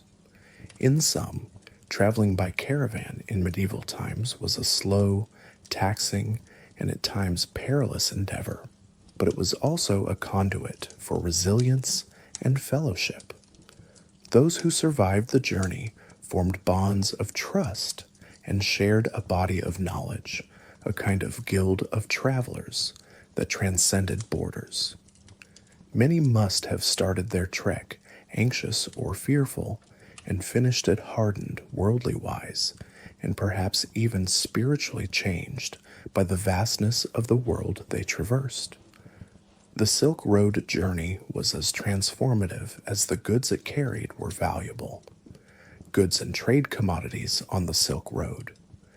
From its very name, the Silk Road is associated with silk, but the spectrum of goods that moved along these routes was astonishingly broad. Over a millennium of trade, nearly every sort of precious, rare, or exotic commodity found its way across Eurasia via the caravans. These goods often passed through many hands, changing owners and forms as they traveled from their origin to a far-flung destination. A medieval Persian poet once wrote, "In the bazaar of the world, everything travels and transforms. The silk of China becomes the robe of a noble in Rome. The gold of Rome becomes the gilding of a palace in China." Let us survey the major categories of Silk Road trade goods, noting their origins and destinations. Silk and textiles. Silk was the flagship commodity.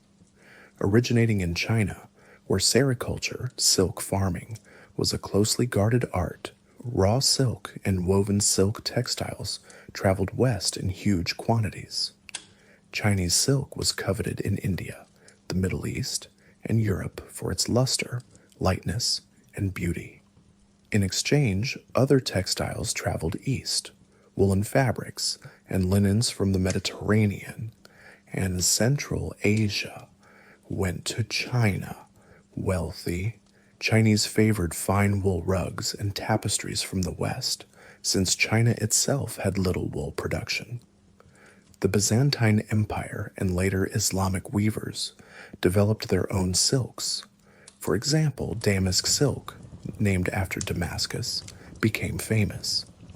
The word damask itself, meaning a rich patterned fabric, comes from Damascus, reflecting its role in silk trade.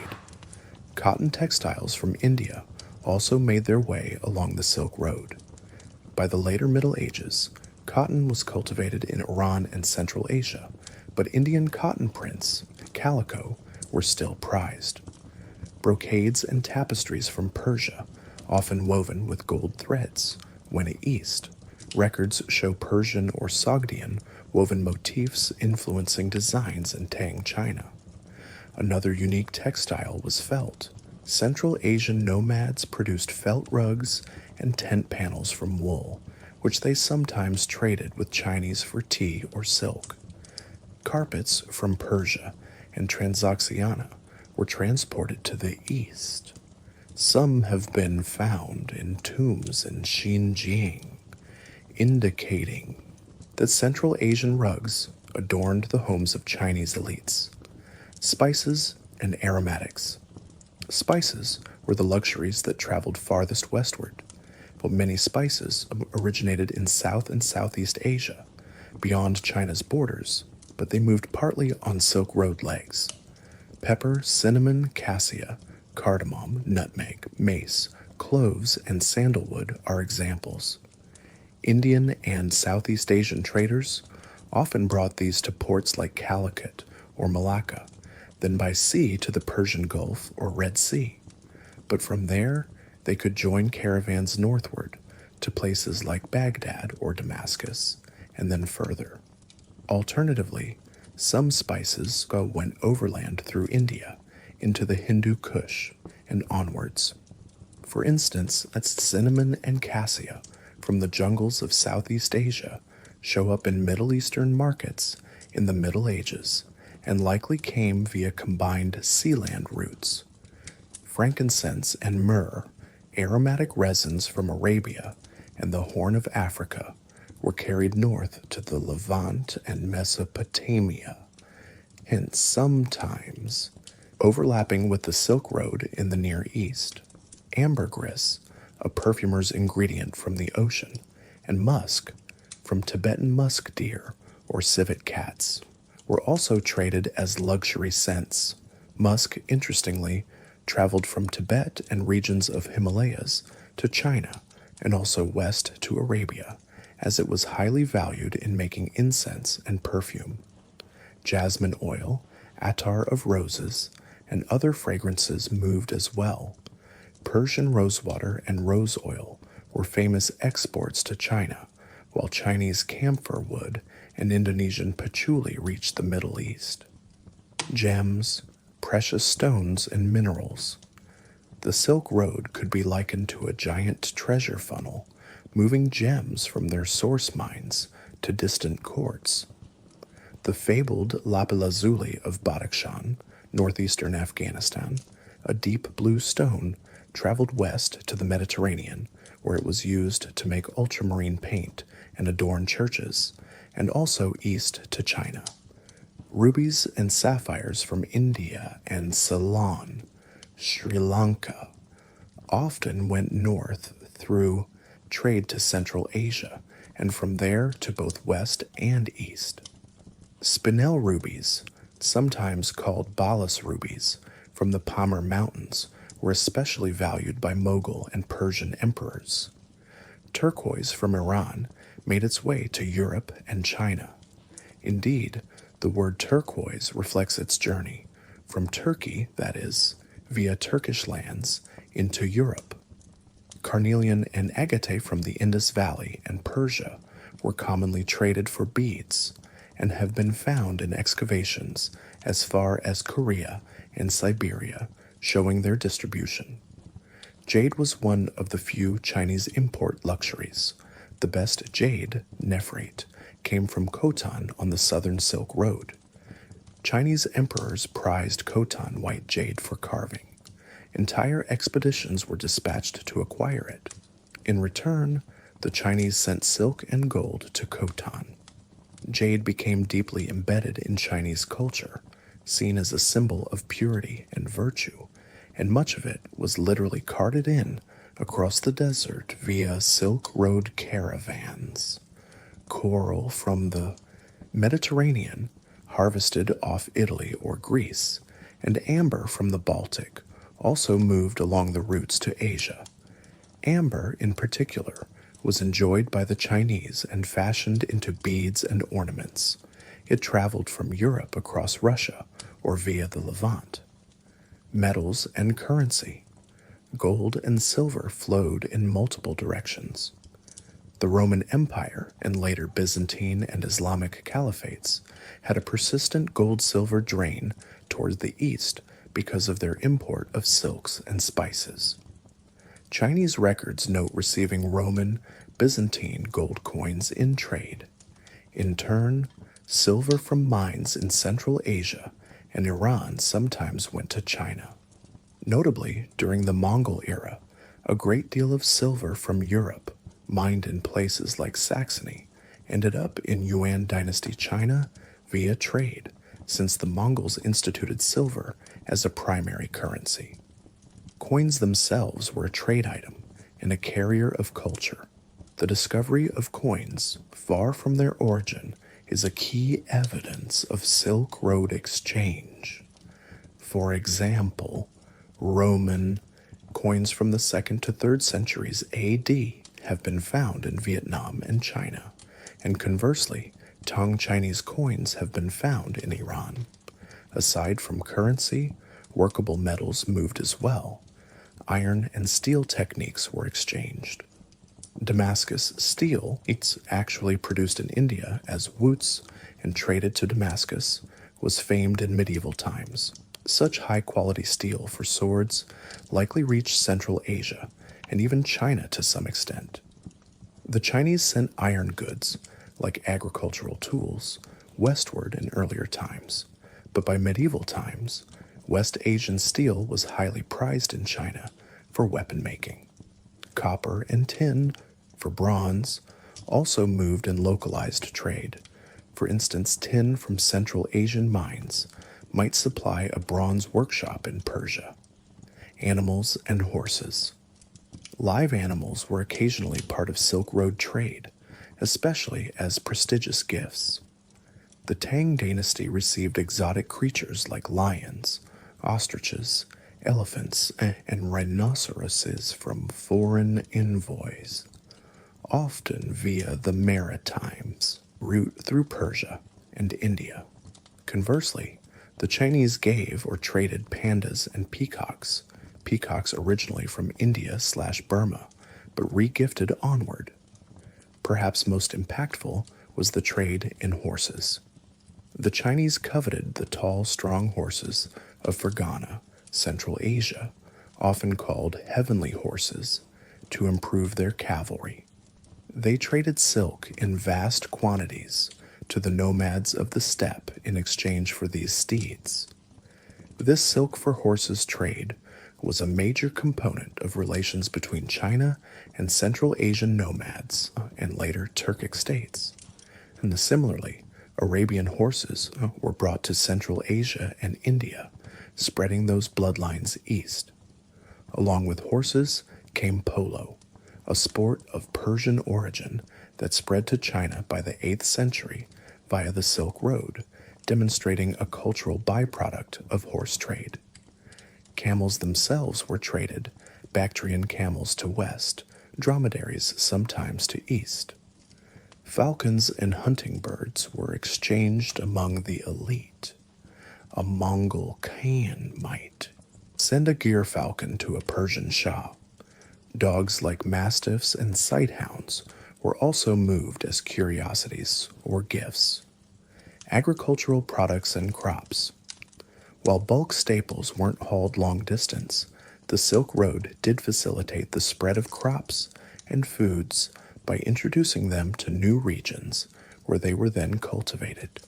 For example, grapevines and winemaking techniques spread from the Middle East to China during the early Silk Road. The Chinese were brewing wine from imported grapes by the Tang era. Peaches and apricots, originally from China/Central Asia, were introduced west. The Romans called the peach Persian apple, hinting at its root through Persia. Carrots, originally purple from Persia, came to China, while spinach came to China from Persia. Even today, in Chinese, spinach is Persian vegetable. Sugar. The technology of crystallizing sugar from sugarcane was transmitted from India to Persia to the Mediterranean. Cotton, as a crop, spread from India to Central Asia and China via Silk Road in early medieval times, revolutionizing textiles. Rice moved westward, although largely a staple of East and South Asia. By medieval times, some varieties of rice were grown in Iran and the Middle East, likely introduced through trade or war. Spices as plants, like cloves, nutmeg trees, etc., mostly didn't propagate along the Silk Road due to climate differences. Those remained maritime secrets until later. But medicinal herbs certainly traveled. Ginseng from Manchuria was treasured in the Middle East, while things like frankincense and aloe might reach China. There was also the famous introduction of tea to Central Asia and the Middle East by the 9th to 10th centuries. Tea became a common beverage among Turkic and Mongol peoples through trade with China, changing their dietary habits. Previously, fermented mare's milk was a main drink, but tea, often mixed with milk and salt, became widespread. Manufactured goods and artifacts.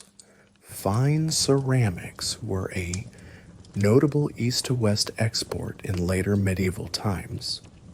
Porcelain, perfected in China, Tang, and especially Song Dynasty porcelain, was highly desired in the Islamic world in Europe. Some porcelain made it via overland routes to Persia, where it was prized and sometimes even mounted in metalwork, and to Egypt and Syria. Islamic poets praised the translucent quality of Chinese porcelain bowls, and indeed, excavations in places like Samarra, Abbasid capital, have unearthed fragments of Tang ceramics. The West also attempted to copy these. The first fine tin-glazed pottery in the Islamic world, like lusterware, was an attempt to imitate Chinese porcelain's white sheen. Glassware, on the other hand, traveled from west to east. The Middle East, especially Syria and Egypt, produced high-quality glass. Some of this made its way to China, where glass was more rare. Tang Dynasty tombs have been found with glass cups likely from the Islamic world. Paper-making technology, originally Chinese, spread westward along the Silk Road by the 8th century after the Battle of Talas, as mentioned. This led to paper mills in Samarkand and Baghdad, fueling an information revolution in the Islamic world by the 10th century. Books and scrolls themselves traveled. Religious scriptures, scientific texts, literature were exchanged. For example, Buddhism's spread to China involved bringing palm leaf manuscripts from India overland to China to be translated. Later, Islamic astronomical tables went east to China. Kublai Khan's court had a Muslim astronomer, Jamal al-Din, who brought Arabic star charts. Weapons and armor moved as well. Central Asian iron stirrups, Middle Eastern steel swords, Chinese crossbows, all found markets beyond their homelands. One can even mention slaves, unfortunately, as a commodity. While it is a grim aspect, slave trade did intersect with Silk Road routes, with Turkic or Slavic slaves traded to Middle Eastern markets via Central Asia, and some Chinese or Indian captives being sold west in various eras. This was not a dominant part of Silk Road commerce, but it was present and contributed to demographic mingling. In essence, the Silk Road network carried the luxuries and innovations of each region to the others, enriching cuisines, fashion, art, and knowledge everywhere. China got cucumbers, walnuts, and grapes. The West got silk, paper, and porcelain. Central Asia got a bit of everything and served as the grand clearinghouse. A long list of exotic goods mentioned in one source illustrates this breadth: frankincense and myrrh, jasmine and amber, cardamom and nutmeg, ginseng and python bile, carpets and fabrics, discs and minerals, diamonds, jade, amber, corals, ivory and fish tusks, narwhal horn, gold and silver bullion, furs and coins, bows, arrows, swords and spears. Even lions, elephants, rhinoceros, peacocks, parrots, and ostriches were exchanged as wonders. While not all of these were day-to-day trade items, they underscore the diversity of exchange. Importantly, many goods did not travel end-to-end with one trader. Instead, goods moved in relays. A sack of pepper might be traded dozens of times, from an Indian merchant to a Persian in Hormuz, then to a caravan to Baghdad, sold to a Jewish merchant who takes it to Antioch, then a Venetian ship to Venice, and finally into the kitchens of a noble in France.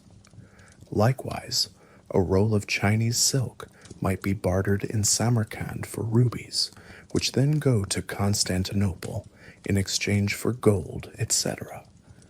This chain of exchange meant that value accumulated at each stop, with each middleman taking a profit. Silk that left China worth, say 10 gold coins, might cost 100 gold by the time it reached a European court. This was the price of distance and danger, and the reason only high-value goods were traded. Despite the cost, the demand for these goods was strong, driven by the tastes of the wealthy and powerful. Royal courts competed in showing off foreign luxuries. A caliph might decorate his palace with Chinese silks and porcelain, while a Chinese emperor might adorn his throne room with Persian tapestries and Western war horses. Over time, some goods became necessities, tea in Central Asia, for example, or silk in the Mediterranean for luxury garments. The interregional trade spurred local industries too. When one region couldn't get enough of an imported good, they tried to produce it. For instance, after long importing Chinese silks, the Persians and Byzantines developed their own sericulture by the 6th to 7th centuries, establishing silk workshops in places like Bukhara and Constantinople. Similarly, the Chinese learned to make glass and wine locally after initial fascination with Western ones. This knowledge transfer was itself a Silk Road legacy. In summary, the Silk Road's commodity exchange was like a vast alchemy converting one region's surplus into another's treasure. It brought the comforts and curiosities of faraway lands to people who would never travel themselves, shrinking the world in an economic sense.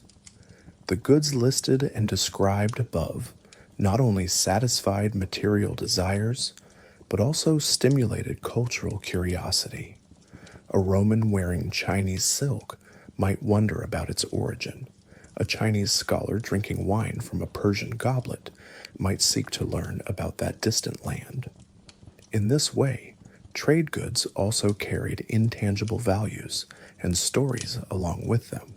Cities, oasis settlements, and caravanserais, key stops along the routes. The Silk Road was as much a network of cities and trading hubs as it was of trails through wilderness. These urban centers were the beating hearts where goods were exchanged, stored, and markets thrived. Many of them owe their very existence or greatness to their position on trade routes. Let us highlight a few of the most important Silk Road cities and discuss the role of caravanserais, those specialized inns that we touched on earlier, along the route. Chang'an, Xi'an, China. As the eastern terminus of the Silk Road, Chang'an was arguably the most important city on the route during the Tang era. It was the capital of China and home to over 1 million people. Merchants from Central Asia, Persia, Korea, Japan, and beyond lived and worked there. The city's main western gate would see caravans departing and arriving regularly. Chang'an's markets overflowed with foreign goods. One could find Sogdian wine merchants, Arab spice traders, and Korean lumber dealers in different quarters. The cosmopolitan atmosphere, with perhaps tens of thousands of foreigners in residence at times, made it a cultural mosaic. The city's layout included West Market and East Market. The West Market, in particular, was known for international trade. It even had an office of regulation for foreign traders. In Chang'an's cosmopolitan heyday, one might see a Zoroastrian fire temple and an Nestorian Christian church, not far from Chinese pagodas. This city exemplified how a terminus city becomes a melting pot. By the Song dynasty, Chang'an had waned. The Song capital was at Kaifeng, then Hangzhou, and they leaned towards maritime trade. But in the Tang era, it was a true world city. Dunhuang, China. Dunhuang was a small oasis at the edge of the Gobi Desert and Gansu Corridor, famous primarily as a religious site, Mogao Caves, and strategic outpost. It gained importance as the last Chinese garrison town, a place where travelers prepared to face the desert or celebrated coming out of it. Dunhuang's Mogao Caves, filled with Buddhist art, were partly sponsored by donations from traveling merchants grateful for safe passage. The town offered a place to hire guides, camels, and stock up on water for the Taklamakan journey. A Tang-era traveler would have found a bustling little town with a mix of Chinese soldiers, Buddhist monks, and some Central Asian traders. Dunhuang also served as a beacon. Its very name means blazing beacon, referring to the beacon tower that warned of nomadic raiders approaching. It was thus a frontier town, marking the line between the Chinese civilization and the vastness of Central Asia. Kashgar, Kashi, Xinjiang, perhaps the quintessential Silk Road oasis city, Kashgar sat at the junction of the routes coming around the Taklamakan Desert and those coming down from the Tian Shan/Pamir. Nestled in the fertile edge of the Tarim Basin, with the Pamirs looming to the west, Kashgar was a caravan city par excellence. Its Sunday market was famous, even into modern times, as a place where sheep, horses, carpets, silk, and spices all changed hands in huge quantity. Medieval Kashgar was under Chinese influence at times, under Tibetan or Turkic rule at others, but it always maintained a trade-friendly stance. It was known for its caravanserais, where traders from Samarkand, Kabul, and cities of China all met. Kashgar's geographic position meant that caravans often paused here to reorganize. Goods from the east would be divided, some going southwest to Bactria/India, some going northwest to Fergana and Samarkand. Conversely, goods from those regions converged here to go east. Culturally, Kashgar by the 10th century was predominantly Turkic and Muslim, having been part of the Karakhanid Khanate, but it long had a mixed populace of Hindus, Buddhists, Christians, and Muslims. One can imagine the Idka Mosque in Kashgar, which stands today, though built later, preceded by earlier mosques where silk-robed traders prayed, while nearby Buddhist stupas and Nestorian shrines earlier testified to the varied beliefs flowing through. Samarkand, Uzbekistan. Few names evoke Silk Road splendor like Samarkand. Located in the Zarafshan Valley of Trans-Eurasian, Samarkand has been an urban center since ancient times, but it rose to particular eminence around the 6th to 8th centuries as a Sogdian capital and then under subsequent Islamic rule. Medieval accounts almost universally praise Samarkand's beauty and abundance. The 14th century traveler Ibn Battuta called it one of the greatest and finest of cities. Under Tamerlane, Timur, in the late 14th century, Samarkand was lavishly rebuilt as his capital, with wide bazaars and grand edifices that partially survive, like the Registan Square's later madrasas. But even earlier, as a hub of Sogdian merchants, it was famed for wine. The Sogdians were known to grow grapes and make wine, and textiles, and its craftsmen. Samarkand's position was roughly in the middle of the overland routes. From here, one could go north to the steppe, east to China, south to India, or west to Persia. This made it a natural staging and distribution center. Many merchants from farther east or west would not travel beyond Samarkand. Instead, they'd sell their wares there to other traders. The city thus had immense wholesale markets. Chinese silk likely often got its final price set in Samarkand's bazaars before being split up for different destinations. The rulers of Samarkand, be they Sogdian princes, Persian governors, or Turkic khans, benefited from taxing this trade and patronized public works to support it. Water canals, caravanserais, and bazaars were maintained to keep commerce flowing. Samarkand was also an intellectual center. Its cosmopolitan environment meant that scientific knowledge and art styles merged here. For example, after the Mongols, Samarkand had paper mills and became a site of manuscript production, blending Chinese paper tech with Persian literary culture. Bukhara, Uzbekistan. A sister city to Samarkand in the region of Sogdiana, Bukhara was likewise a key Silk Road city. It particularly flourished under the Persian Samanids in the 9th to 10th centuries as a center of Islamic learning and trade. Bukhara's old city, with its Magoki Attar, perfume bazaar, and numerous caravanserais, was a bustling node. Bukhara was famed for its textiles, especially its embroidered cloth and carpets, and it was a gathering point for traders dealing in furs from the north. Siberian furs like sable came down via the Volga route into Central Asia and were sold in Bukhara to go onward. The city's location on the Merv to Samarkand route made it an unavoidable stop for most caravans. Many Persian and Arab geographers wrote about Bukhara's thriving marketplaces and its generous waqf-run inns, caravanserais endowed by charitable trusts.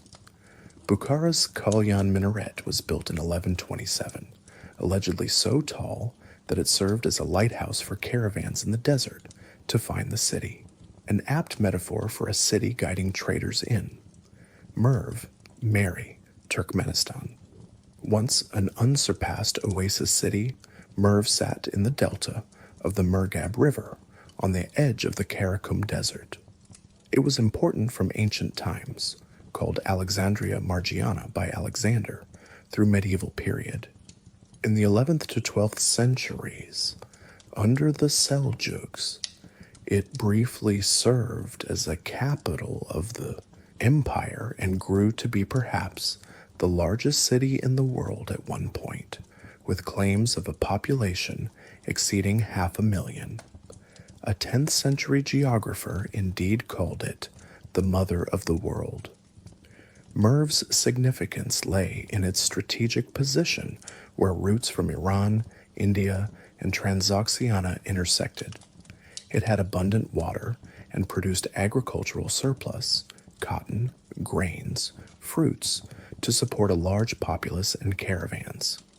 The city had sprawling suburbs, with caravanserais catering to merchants coming from all directions.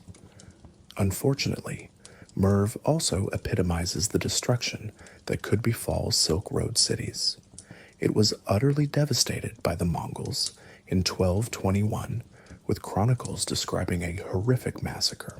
The city never fully recovered, serving as a sober reminder of the fragility of these centers in the face of conquest. Yet during its prime, Merv was a jewel. It housed libraries, observatories, and thronged bazaars under its city walls. Baghdad, Iraq. Though slightly off the direct land route, caravans often went to nearby Ctesiphon or Samarra. Baghdad deserves mention as the metropolitan hub of the Western Silk Road in the 8th to 10th centuries. Built by the Abbasids, this round city on the Tigris became where goods from east and west truly intermingled. Silks from China, gems from India, spices from Southeast Asia, furs and slaves from Northern Europe, and ivory and gold from Africa all found their way to Baghdad's markets. The Tigris-Euphrates route connected to caravan routes north to Aleppo and west to Constantinople, as well as south to Basra, and then by sea to India. Baghdad had dedicated Khan al-Khalili, merchant caravanserais, for different communities. There was likely a Khan Yi Chin, Chinese caravanserai, or similar for traders from the east, much as later Cairo had a Khan of the silk merchants. The city's scholars eagerly translated foreign works that came via these traders, making Baghdad a repository of the world's knowledge. Damascus and Aleppo, Syria. These Levantine cities were the final outlets where goods entered Mediterranean trade. Damascus gained renown for its steel and textiles, partly because it was an endpoint for Silk Road caravans delivering raw silk and cotton, which local artisans then worked, hence damask silk and damascene steel. Its location at the crossroads of the South-North Arabian trade and the East-West Silk Road made it flourish. Aleppo, farther north in Syria, became extremely prominent in later medieval and early modern times as a caravan city linking Mesopotamia, Anatolia, and the Mediterranean. European merchants from Venice, Genoa, and later France and England had factories, trading houses, in Aleppo to obtain Persian silk and Indian spices that caravans brought. The cosmopolitan caravanserais of Aleppo, like Khan al-Gumruk and Khan al-Sabun, were world famous. Those Syrian cities underscore how the Silk Road ultimately extended trade to European shores, Constantinople, Byzantium/Istanbul. Constantinople was often considered where the Silk Roads met the sea routes. The Byzantine capital, until 1453, was the richest city in Europe and a huge consumer of Silk Road luxuries. Chinese silks, for example, entered Byzantine court culture to such an extent that by the 6th century the Byzantines learned to produce their own. Still, they continued to import Eastern brocades and spices. The city's markets at the Golden Horn would have some merchants who had come overland from Trebizond or Tabriz bearing goods. After the Crusades, Western Europeans also accessed Silk Road goods via Constantinople. When the Ottomans took over, Istanbul remained a center of that commerce for a time, but increasingly goods came via the Indian Ocean. Nonetheless, for the medieval period, Constantinople's glittering palaces filled with silks and its appetites for Eastern gems made it an integral, if terminus, part of the Silk Road story. These are just a handful. There were many other notable Silk Road cities, like Herat, Afghanistan, Tabriz, Iran, especially during the Ilkhanate, Isfahan, Persia, Sarai, the Golden Horde capital on Lower Volga, Khiva and Urgench, Khwarazm Oasis, Kabul, which linked India and Central Asia, Khotan, Silk and Jade Center in Xinjiang, Turfan, oasis with the famous Kara's underground irrigation, key for sustaining life there, Guangzhou, not on the land route but a major Chinese port where sea and land trade met during the Tangsong era. Each city had its caravanserais. For example, in Persia, the road from Mashhad to the Caspian had an inn every 30 kilometers under Shah Abbas. In Anatolia, the Seljuks placed fortified caravanserais, Han, regularly, which still stand, like Sultan Hanu, Az Karahan. Caravanserais themselves deserve a bit more focus as key nodes even outside cities. We described their structure earlier. By providing safety and services, they enabled large-scale trade to be feasible. In a well-run caravanserai, a merchant could arrive with animals, nearly dropping from exhaustion, and find feed for them, a hot bath and meal for himself, and perhaps even medical care for sick members. Often there were resident artisans, for example, a farrier for shoeing horses, repairing harness, a carpenter fixing wagon axles, and of course cooks and caretakers. Some caravanserais had separate quarters for different social classes or for people versus animals on different levels, people sleeping on an upper floor, animals in stalls below to keep them and their smells somewhat apart. The ambiance could vary. In quieter stretches, the caravanserai at night might house just one or two small groups in relative peace. On busy routes, it could be as crowded as a market. One can imagine the courtyard at dusk filled with the sounds of camels grumbling, merchants bargaining over last-minute trades, languages mixing, echoing off the masonry walls, and smoke from hearths curling into the night sky as dinner is cooked. By early morning, it would come alive again, with travelers preparing to depart in various directions. An interesting note: in addition to facilitating trade, caravanserais also helped spread news across the continent. Just as modern truck stops might be where gossip is exchanged, caravanserais were where one learned of events far away: a war in the Middle East, a new emperor in China, the price of spices in India, and this information could travel faster than formal communications. The Mughal-era caravanserais on India's Grand Trunk Road even had official mail relays where imperial messengers changed horses. The Mongol Empire similarly used relay stations, though not always large caravanserais, for post. This all contributed to the Silk Road acting not just as a commercial route, but as an information superhighway of the medieval world. In conclusion, the cities and caravanserais were the sinews and joints of the Silk Road body. Without them, the caravans would have no life. These stopping points allowed trade to be segmented, for goods and people to rest and exchange, and for culture to fertilize. The prosperity of a city like Samarkand or Aleppo was directly tied to how well it hosted and taxed the caravan trade. When trade shifted or fell, these cities often declined too. Yet many have left indelible legacies. Their architecture, their multi-ethnic heritage, and even their names evoke the romance and reality of the Silk Road to this day.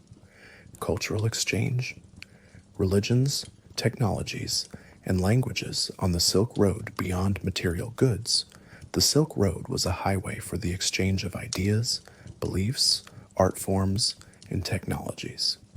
As caravans trudged along, they carried not only wares in their packs, but also beliefs in their hearts and knowledge in their minds. The gradual osmotic blending of cultures across Eurasia is one of the Silk Road's most profound impacts on world history. Here we consider some key aspects of this cultural transmission: the spread of religions, the diffusion of technologies and scientific knowledge, and the interaction of languages and artistic styles. Spread of religion. The Silk Road is often cited as the prime example of religious globalization in the ancient world. Buddhism provides a classic case. Originating in India, Buddhism was carried by missionaries and merchants across Central Asia into China starting around the 1st century CE. By the medieval period, 5th to 8th centuries, Buddhism had firmly taken root in China, largely thanks to the Silk Road. Monks like Faxian, Fa Hian in the 5th century and Xuanzang in the 7th century traveled from China through the Silk Road to India to gather scriptures.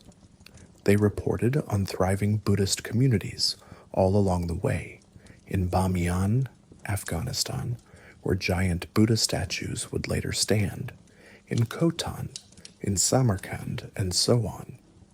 They brought back truckloads of Sanskrit texts, which were then translated into Chinese, vastly enriching Chinese religion and philosophy. The very art of Buddhist Asia reflects Silk Road syncretism. Early Chinese Buddhist art was influenced by Gandharan art from the region of today's Pakistan/Afghanistan, which had Greek stylistic elements. Thus, Buddha statues in China initially had Greco-Roman drapery and facial features, a direct result of cultural blending via the Silk Road. Buddhism also spread onward to Korea and Japan, completing a journey that started in the Indian subcontinent.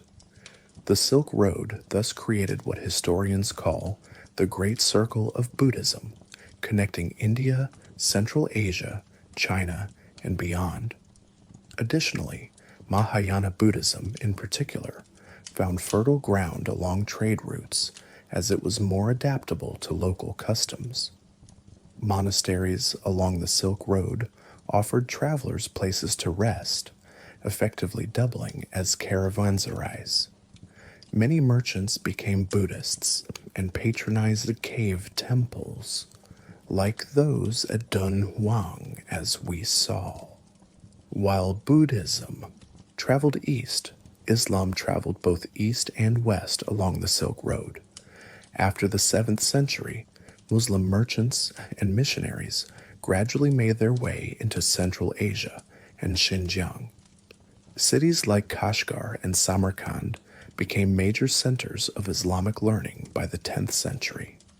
The Uyghurs and other Turkic peoples of Central Asia, many of whom had been Buddhist or Manichaean, largely converted to Islam by the 11th century, thanks to missionary efforts that followed trade contacts.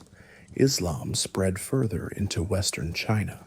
Some Chinese dynastic records of the Tang mention the presence of mosques and Muslim merchants in cities like Chang'an and Guangzhou.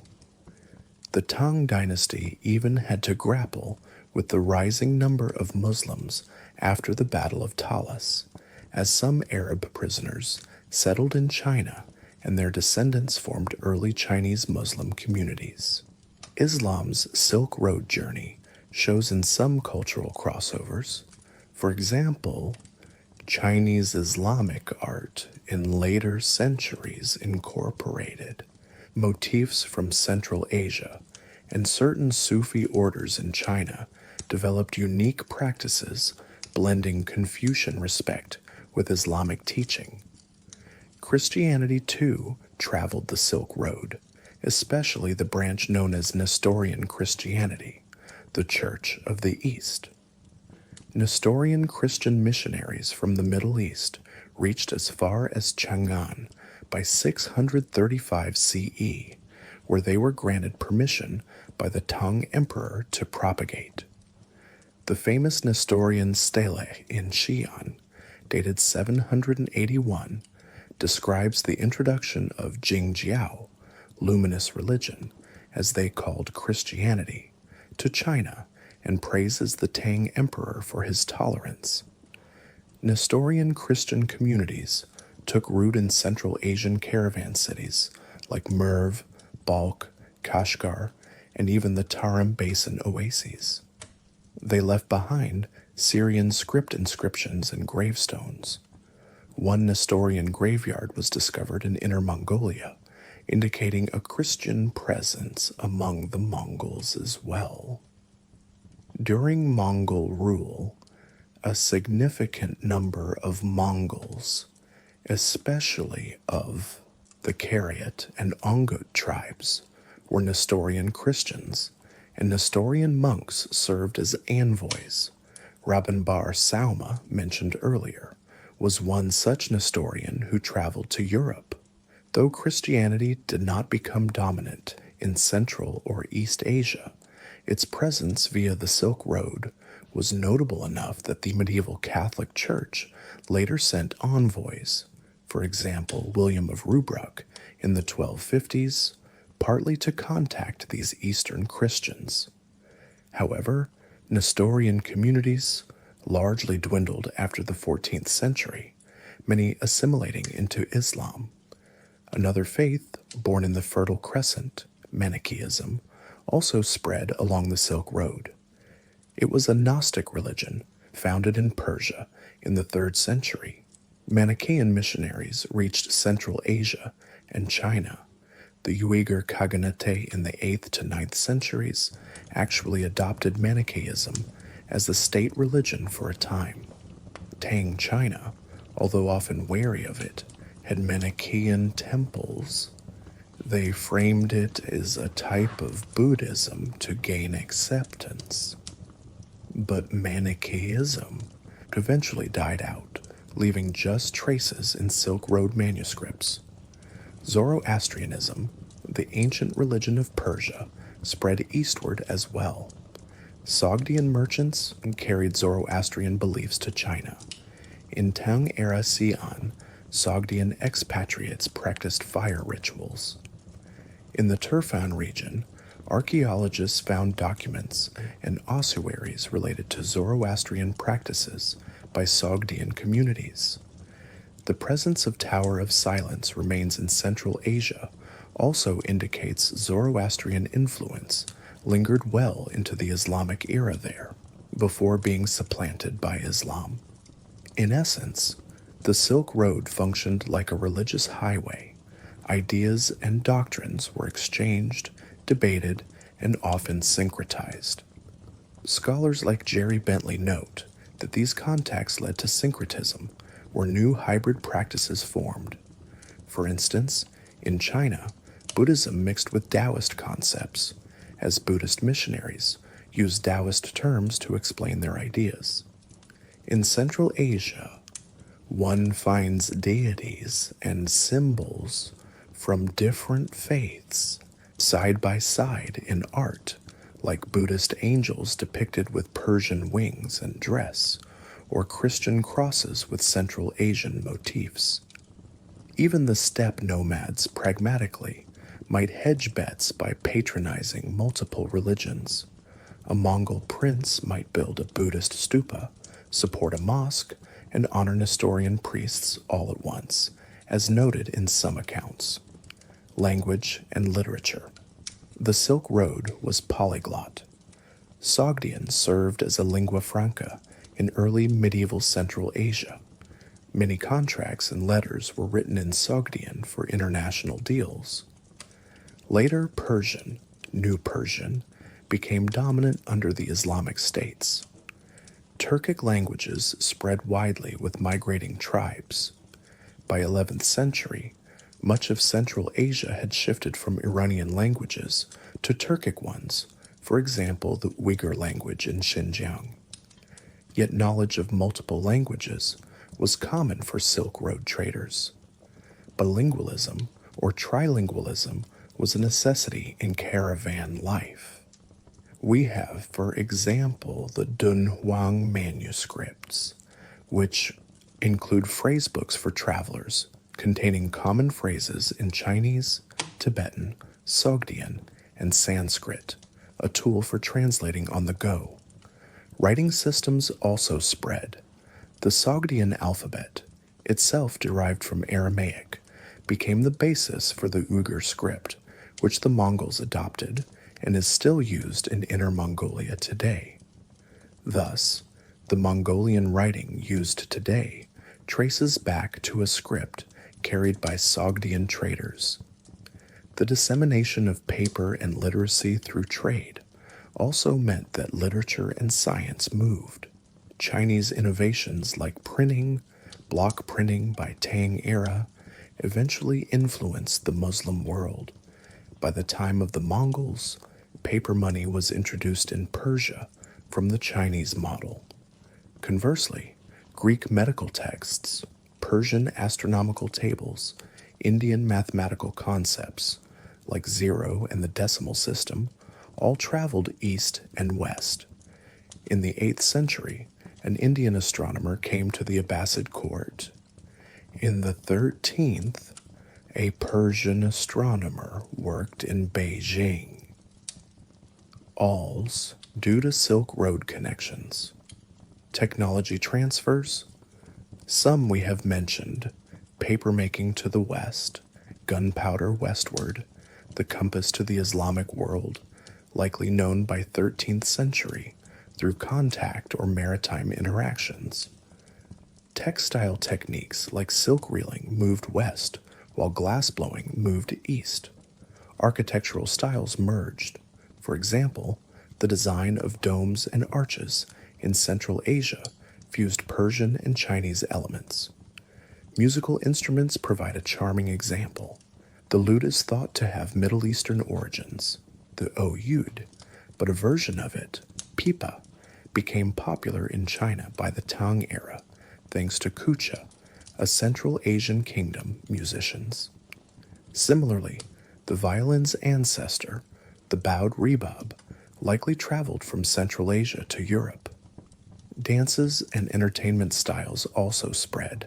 Chinese court dances in Tang often featured Central Asian choreography. We read earlier of Western whirling dances performed by Sogdian girls in Chang'an. The tradition of shadow puppets may have passed along trade routes too, from China to the Middle East or vice versa, as both have old traditions of it. Art and aesthetics. The Silk Road generated unique art styles. The Buddhist art of the Dunhuang caves shows influences from India, Buddha's iconography, Persia, winged celestial figures, and even Greece in flowing drapery, all synthesized into something uniquely Central Asian. The Persian miniature paintings of the Ilkhanid period, 14th century, suddenly show Chinese stylistic influences. For example, use of Chinese cloud patterns and landscape conventions, because Mongol Persia had Chinese artists at the court and imported silk paintings. Chinese ceramics of the Yuan dynasty started featuring Middle Eastern cobalt blue designs, leading to the famous blue and white porcelain, directly due to Mongol-era exchange. In return, Persian tilework embraced the blue glaze on white, inspired by Chinese porcelain, as UNESCO noted, with the Timurid ceramic style traveling west. The very idea of a royal menagerie in medieval courts, keeping exotic animals, was facilitated by Silk Road gifts. This influenced art as well, with Chinese paintings of giraffes, gift from Africa via Bengal, and European tapestries depicting camels or Indian elephants, food and culture. We can even mention cuisine, dumplings for instance, a ubiquitous concept across Eurasia, likely spread in both directions. China's mantu or filled dumplings, manti manta, are similar to Central Asian mantai or Turkish manta, showing a probable route of culinary exchange via the Silk Road. Noodles might have moved west, the idea of string pasta in Europe possibly influenced by Asian noodles. Tea drinking moved west, while coffee, later, moved east via land routes to some extent. Disease exchange. As noted, plague was a negative cultural, biological exchange. Earlier, the plague of Justinian 6th century might have had an Asian origin too. Leprosy possibly spread from India to Europe in antiquity via trade. Conversely, some suggest smallpox traveled from Africa/India to East Asia similarly. Even if unintentional, these were part of the exchange package of connected civilizations. In all, the Silk Road created a cosmopolitan world before the modern era. People along it became what we might call bicultural or multicultural. Also, a merchant in Samarkand might speak Persian at home, Turkic with friends, and some Chinese or Indian phrases for business. He might practice Islam but have some familiarity with Buddhism or local shamanic beliefs. He might wear a coat of Chinese silk, ride a Mongolian pony, live in a house with Greek-style columns and Zoroastrian-inspired frescoes, and eat a mix of foods, perhaps a pilaf, Persian, with lamb cooked in spices, Indian, and wash it down with grape wine, Mediterranean, and finish with tea, Chinese. This hypothetical is not far-fetched. Such blending was the norm in many Silk Road societies. Travelers were often struck by how people far away could share practices or objects. Syncretism became a hallmark. For instance, the Uyghur Kingdom's art in Kocho depicted Manichaean figures with Buddhist art style. The interchange was not always equal or peaceful.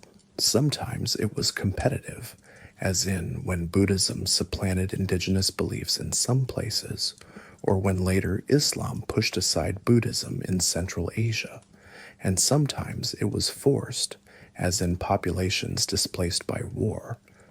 But even such turmoil often resulted in new mixes of culture. The cosmopolitan outlook also sometimes led to remarkable tolerance. The Mongol Empire, for instance, was known for being religiously tolerant, within the broad understanding that all prayed for the Khan's well-being.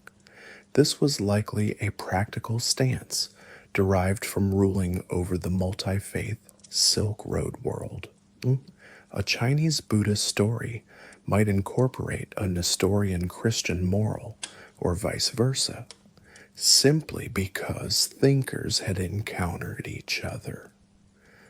By the end of the medieval period, many of these exchanges had already reshaped the old world. Europe was on the cusp of the Renaissance, which would be fueled by knowledge preserved and transmitted via the Islamic world, much of it gleaned from Greek classics, but also enriched by Indian and Chinese learning. Paper and printing, compasses and gunpowder, three transformative technologies of the early modern era, were all results of East-West exchange. Globalization 1.0, one might call the Silk Roads effect. And it was done not by large corporations or instantaneous communications, but by generations of hardy travelers, curious monks, ambitious merchants, and sometimes unwitting migrants, all moving to and fro across the continents with their cultures in tow. The Silk Road teaches that human communities have long been connected and have influenced each other profoundly given the chance. Political and economic factors shaping Silk Road trade commerce along the Silk Road did not occur in a vacuum. It was heavily influenced by the political landscapes and economic policies of the empires and states through which it passed, as well as by military events. Times of stability and strong governance often led to flourishing trade, whereas periods of conflict or fragmentation could disrupt or redirect the trade routes. Additionally, economic factors, such as supply and demand for certain goods or the development of alternative trade pathways, played a role in the ebb and flow of Silk Road activity. In this section, we will examine how political stability versus chaos, state policies, and military events impacted the Silk Road, and how economic considerations interplayed with these. Imperial stability and Pax periods. As noted earlier, eras of a Pax Imperia, such as the Pax Sinica under Han/Tang and the Pax Mongolica under the Mongols, were boon times for the Silk Road. When a large empire secured vast stretches of the route, it reduced the number of dangerous border crossings and subdued nomadic raiders, providing a safer environment for merchants. For example, the Tang Empire's expansion into Central Asia, 7th century, reopened and protected trade routes for a few decades, allowing direct caravans from China to Persian domains. Tang government efforts, like extending the Great Wall and establishing military colonies in the Gansu corridor, were partly to secure trade. Similarly, during the Abbasid Caliphate's strong central rule, 8th to 9th century, internal security in their realm meant caravans could traverse the Middle East with relative safety, and they even invested in maintaining roads and way stations. The Abbasids also had diplomatic relations with Tang China, exchanging embassies, which facilitated some official trade missions. The Mongol Empire is the premier example. By uniting nearly all of Central Asia, Persia, and China, the Mongols removed the political barriers that once fragmented the Silk Road. They implemented the Yam courier network and extended remarkable privileges to merchants. The Mongols would even invest in caravan ventures, providing capital in exchange for a share of profits, a kind of state partnership with merchants. These pro-trade policies under Mongol rule meant that a merchant could, in theory, travel from Kiev or Baghdad to Beijing under one imperial authority, carrying a paisa, passport tablet, guaranteeing him fresh horses and protection. This was unprecedented and would not be seen again until perhaps modern colonial empires. Notably, the Mongol era saw an increase in European involvement. Friars, adventurers, and traders ventured far because they had heard of this openness. One indirect result of the Pax Mongolica was that it made Marco Polo's journey possible, and his tales later ignited European interest in finding direct routes to Asia. Fragmentation and conflict. Conversely, when the big empires fell apart, the Silk Road felt the impact. After the collapse of the Han Dynasty, 3rd century CE, for instance, China fragmented, and the Silk Road in the east was affected until stability returned under the Sui/Tang. Similarly, after the Tang lost control of Xinjiang in the 8th century and China's influence receded, trade continued but under different handlers, Tibetans, Uyghurs, etc., and perhaps at reduced volume due to more impediments. When the Abbasid Caliphate fragmented in the 10th century, local dynasties like the Buyids and later the Seljuks took over. Trade did not cease, but shifting political borders meant caravans had to navigate multiple authorities, each potentially charging tolls or taxes. Every new border could mean a levy, making trade more expensive or cumbersome. There was a tendency for minor lords to extort traders.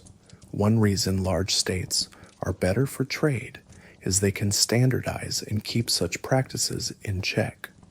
Warfare was the most immediate disruptor. The chronic warfare between Byzantines and Persians in late antiquity, 6th to 7th century, is often cited as a factor that drove some trade to shift from land to sea because the land routes through their territories became battle zones. When the Sasanian Empire and Byzantium exhausted each other, the door opened for Islamic expansion, which then reconfigured trade routes under new management. The Crusades, 11th to 13th century, likewise caused instability in the eastern Mediterranean and Anatolia, but ironically stimulated trade in some ways by bringing Italian merchants to the Levant, who then connected to caravans bringing Asian goods. However, the Crusades also meant the old route through Syria to Constantinople was contested. The Mongol invasions themselves were catastrophic in the short term. Cities like Merv, Samarkand, Bukhara were besieged or destroyed in the early 13th century. The immediate effect was a sharp downturn in trade. One can imagine caravans halting amid the chaos. But once Mongol rule stabilized, trade boomed again, a testament to how quickly commerce can rebound under enforced peace. Later on, in the 14th to 15th centuries, as the Mongol Khanates warred with each other, like the Ilkhanate versus Golden Horde, or collapsed from within, the route became less safe. For example, the path through Central Asia became dangerous with the rise of the warlord Timur, Tamerlane, in the late 14th century. His campaigns against fellow Muslim states, like the destruction of Baghdad in 1401, certainly disrupted trade lines. Even though Timur patronized Samarkand, his constant warring probably made merchants avoid routes near conflict. After his death, no empire held the whole middle ground, so by the mid-15th century, we have multiple states, the Timurids in one area, various Persian dynasties in another, the Ottomans pushing in, etc., each with militarized borders and occasional conflicts. This fragmentation contributed to making the Silk Road less dependable and more costly. Protection and patronage policies. Some states actively encouraged Silk Road trade by building infrastructure. We have mentioned the network of caravanserais that many Islamic rulers built. The Seljuk sultans of Rum, Anatolia, even had a sort of safety insurance. If a caravan was robbed within their realm, they would compensate the victims from the treasury. This was to instill confidence in merchants. Likewise, the Safavid Empire in Persia, 16th century, a bit beyond our main era, had a system to ensure safe passage and tried to wrest the silk trade into their own hands, even relocating Armenian merchants to a new suburb of Isfahan, New Julfa, to foster the silk export business. In earlier times, the Karakhanids and other Turkic rulers who converted to Islam in Central Asia often continued to facilitate trade, partly as a revenue source, partly as a cultural mission. They saw prosperity as a virtue of good governance. On the other hand, some policies hindered trade. The late Ming dynasty in China famously imposed a maritime trade ban, hygiene, and generally was suspicious of foreign contact, preferring tribute relations. Although this mainly affected sea trade, the attitude carried over to some Silk Road engagement. The Ming refortified the Great Wall and did trade only through government-authorized missions. They were less keen on encouraging private caravans out west compared to Tang or Yuan times. In Central Asia, after the conversion to Islam, some conservative rulers like the Karakhanid, or later some Timurid officials, occasionally harassed infidel traders like Buddhists or Christians. But generally, commerce trumped fanaticism. Muslim states usually respected the Prophet's positive view of trade and allowed non-Muslim merchants under dhimma protections to operate, albeit with extra taxes, the jizya and kharaj duties. Economic demand and shifts. Trade volume and routes also shifted in response to changing demand patterns. For instance, when Europe's elite developed a growing appetite for spices and fine textiles in the High Middle Ages, the incentives to bring those goods west increased. European silver started to flow east to pay for spices. One reason the Europeans later sought new routes was the negative bullion flow. Another example, if a local source of a product emerged, long-distance trade of it might decline. The best case is raw silk.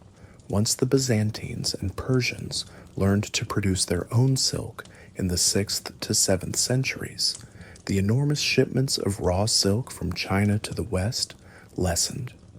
Instead, the trade may have shifted to more specialty silks or finished textiles. Similarly, Chinese porcelain by the Yuan/Ming era faced competition from Persian blue and white ceramics in imitation, and later European ones. But in medieval times, China had a near monopoly on certain luxuries. Monopolies and state control, both the Chinese and some Islamic states attempted to monopolize lucrative trades. For instance, the Chinese Tang government sometimes tried to regulate the price and export of silk, sensitive because silk was even considered a strategic good, like a currency. They often restricted high-quality silk from export to ensure domestic control. The Abbasids attempted to monopolize the paper industry at one point to maintain an edge in bureaucracy. Some states also regulated caravan sizes or times, organizing them into official convoys for safety. Effectively, convoys had military escorts. Gunpowder empires and sea power.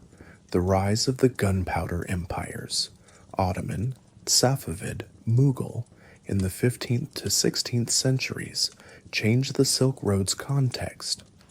These large states had less reliance on the overland small-batch luxury trade because they could generate wealth through taxes on agrarian bases and control of seaports.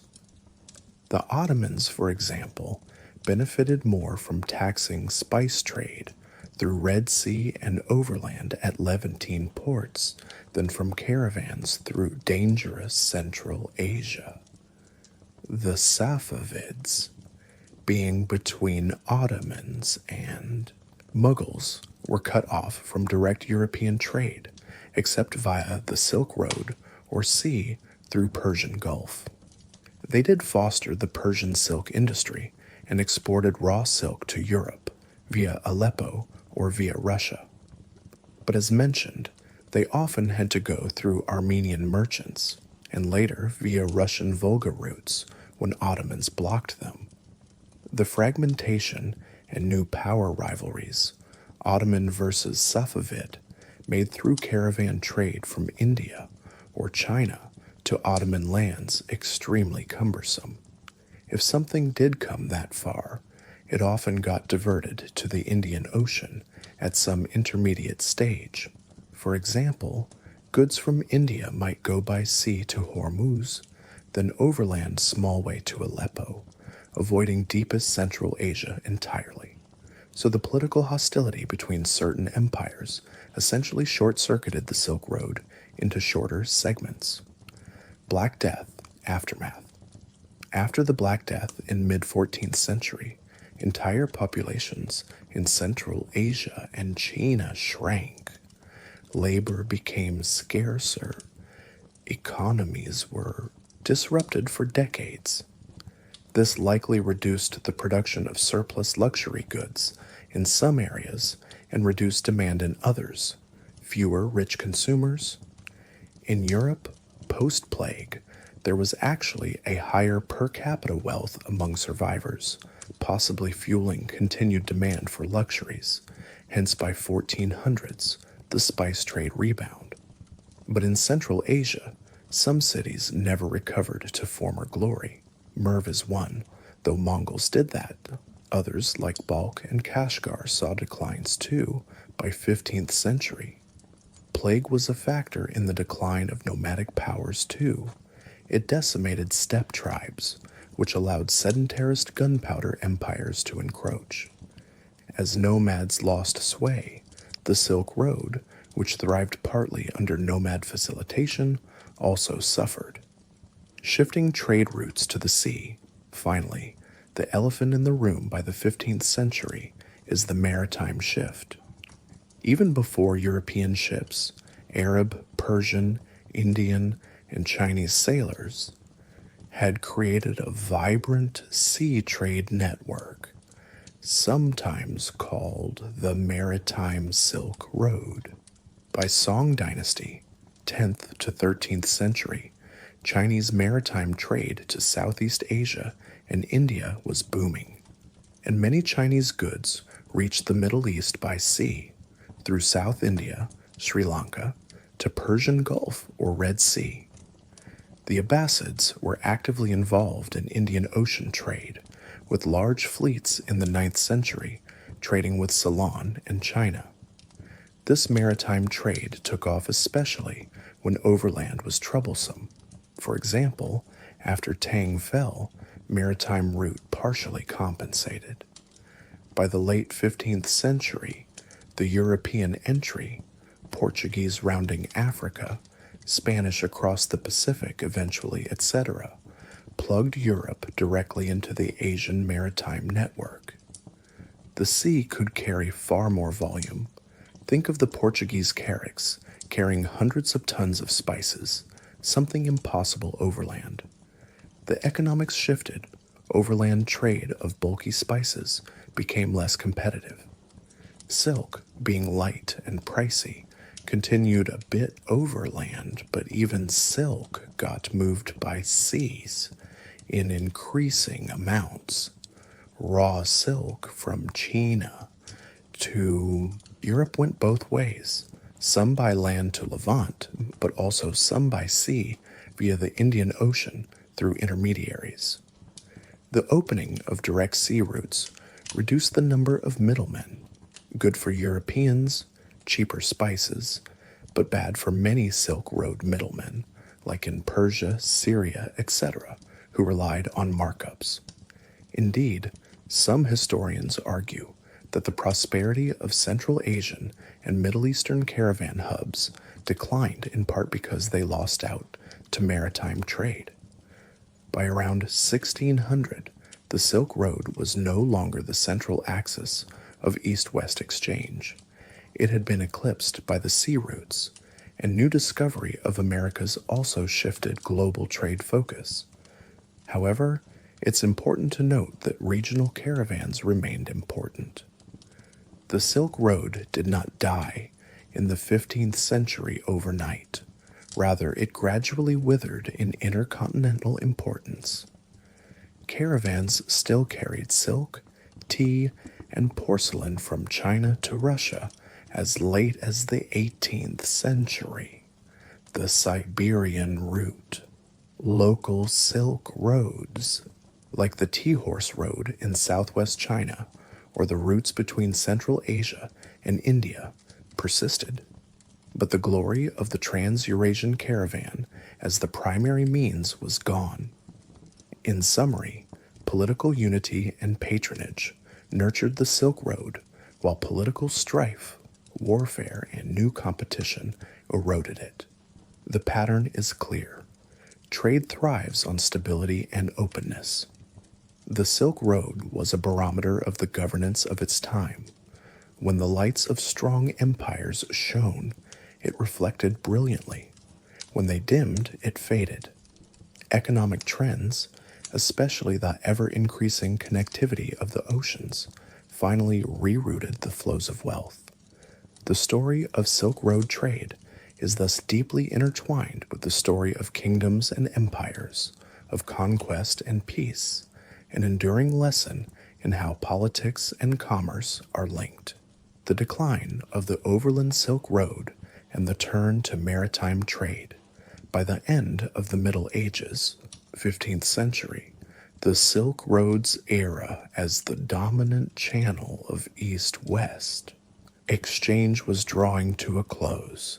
Several converging developments led to the decline of the Silk Road and the rise of sea-based trade routes, fundamentally changing global commerce. This transition was gradual and not immediately apparent to those living through it, but with hindsight we can pinpoint key factors.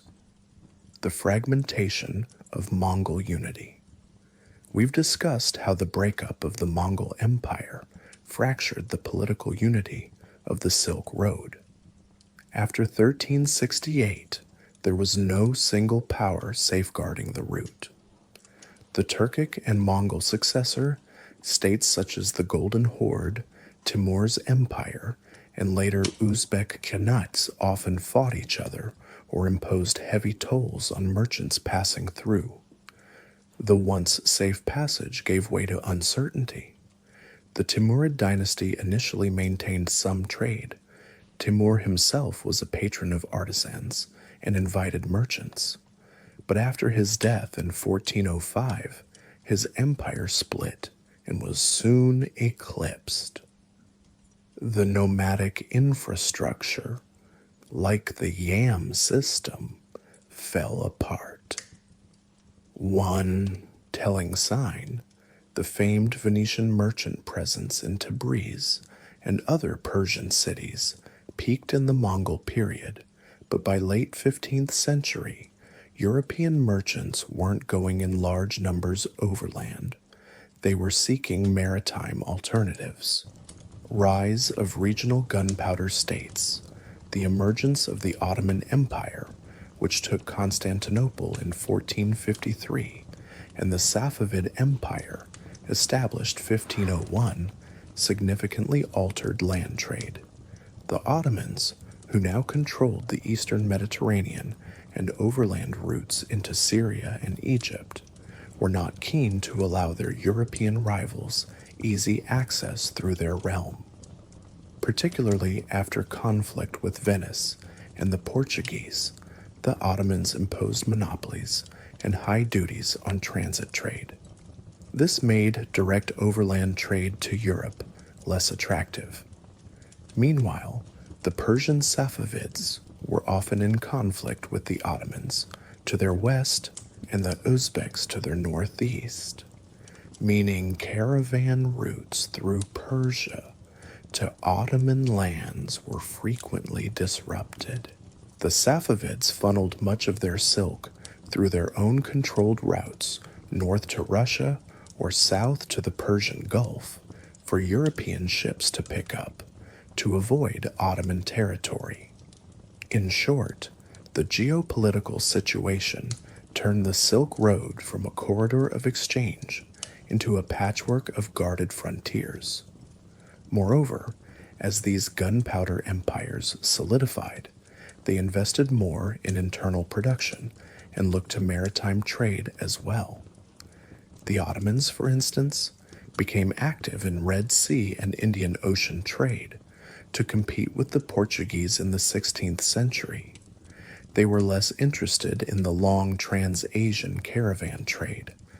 The decline of nomadic power was an outcome and cause.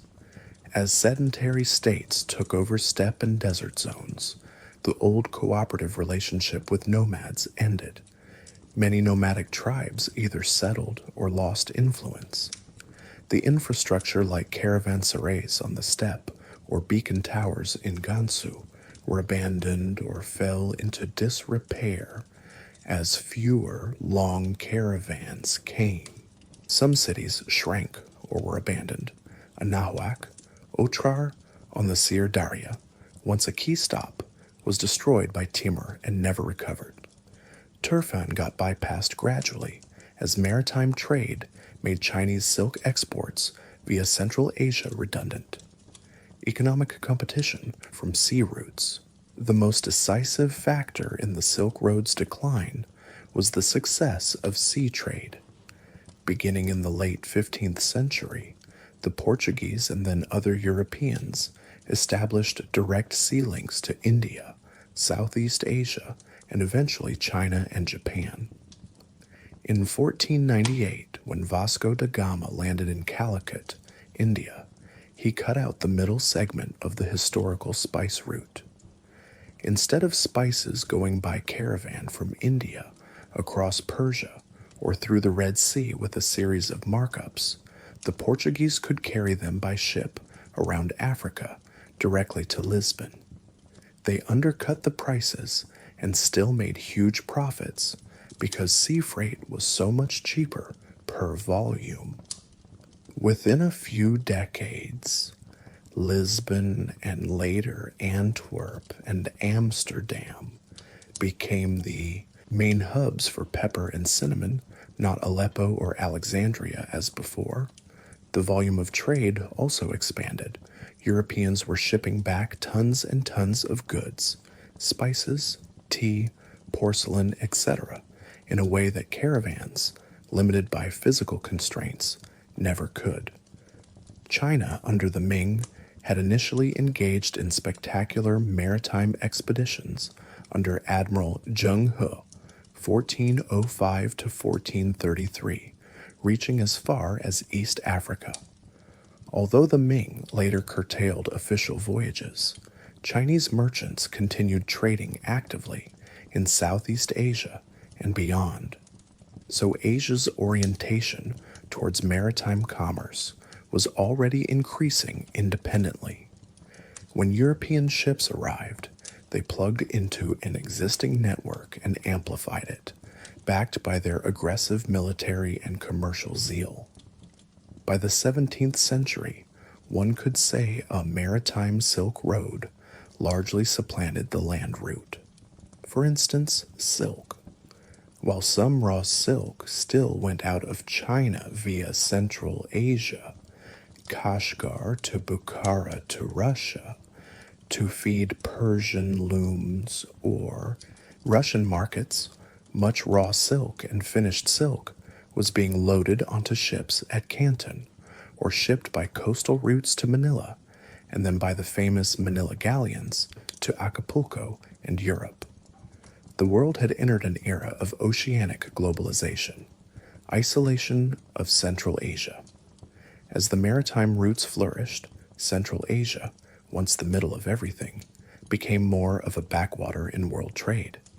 The overland link between China and the West deteriorated, as many Central Asian khanates like Bukhara, Khiva, Kokand in the 17th to 18th centuries turned more to local trade or north-south trade with Russia and India, rather than the transcontinental east-west trade that defined the Silk Road.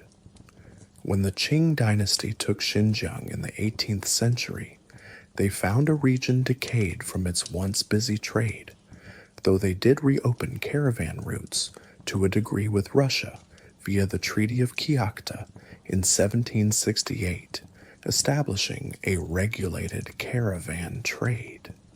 But by then, global trade's focus had irrevocably shifted legacy and endurance.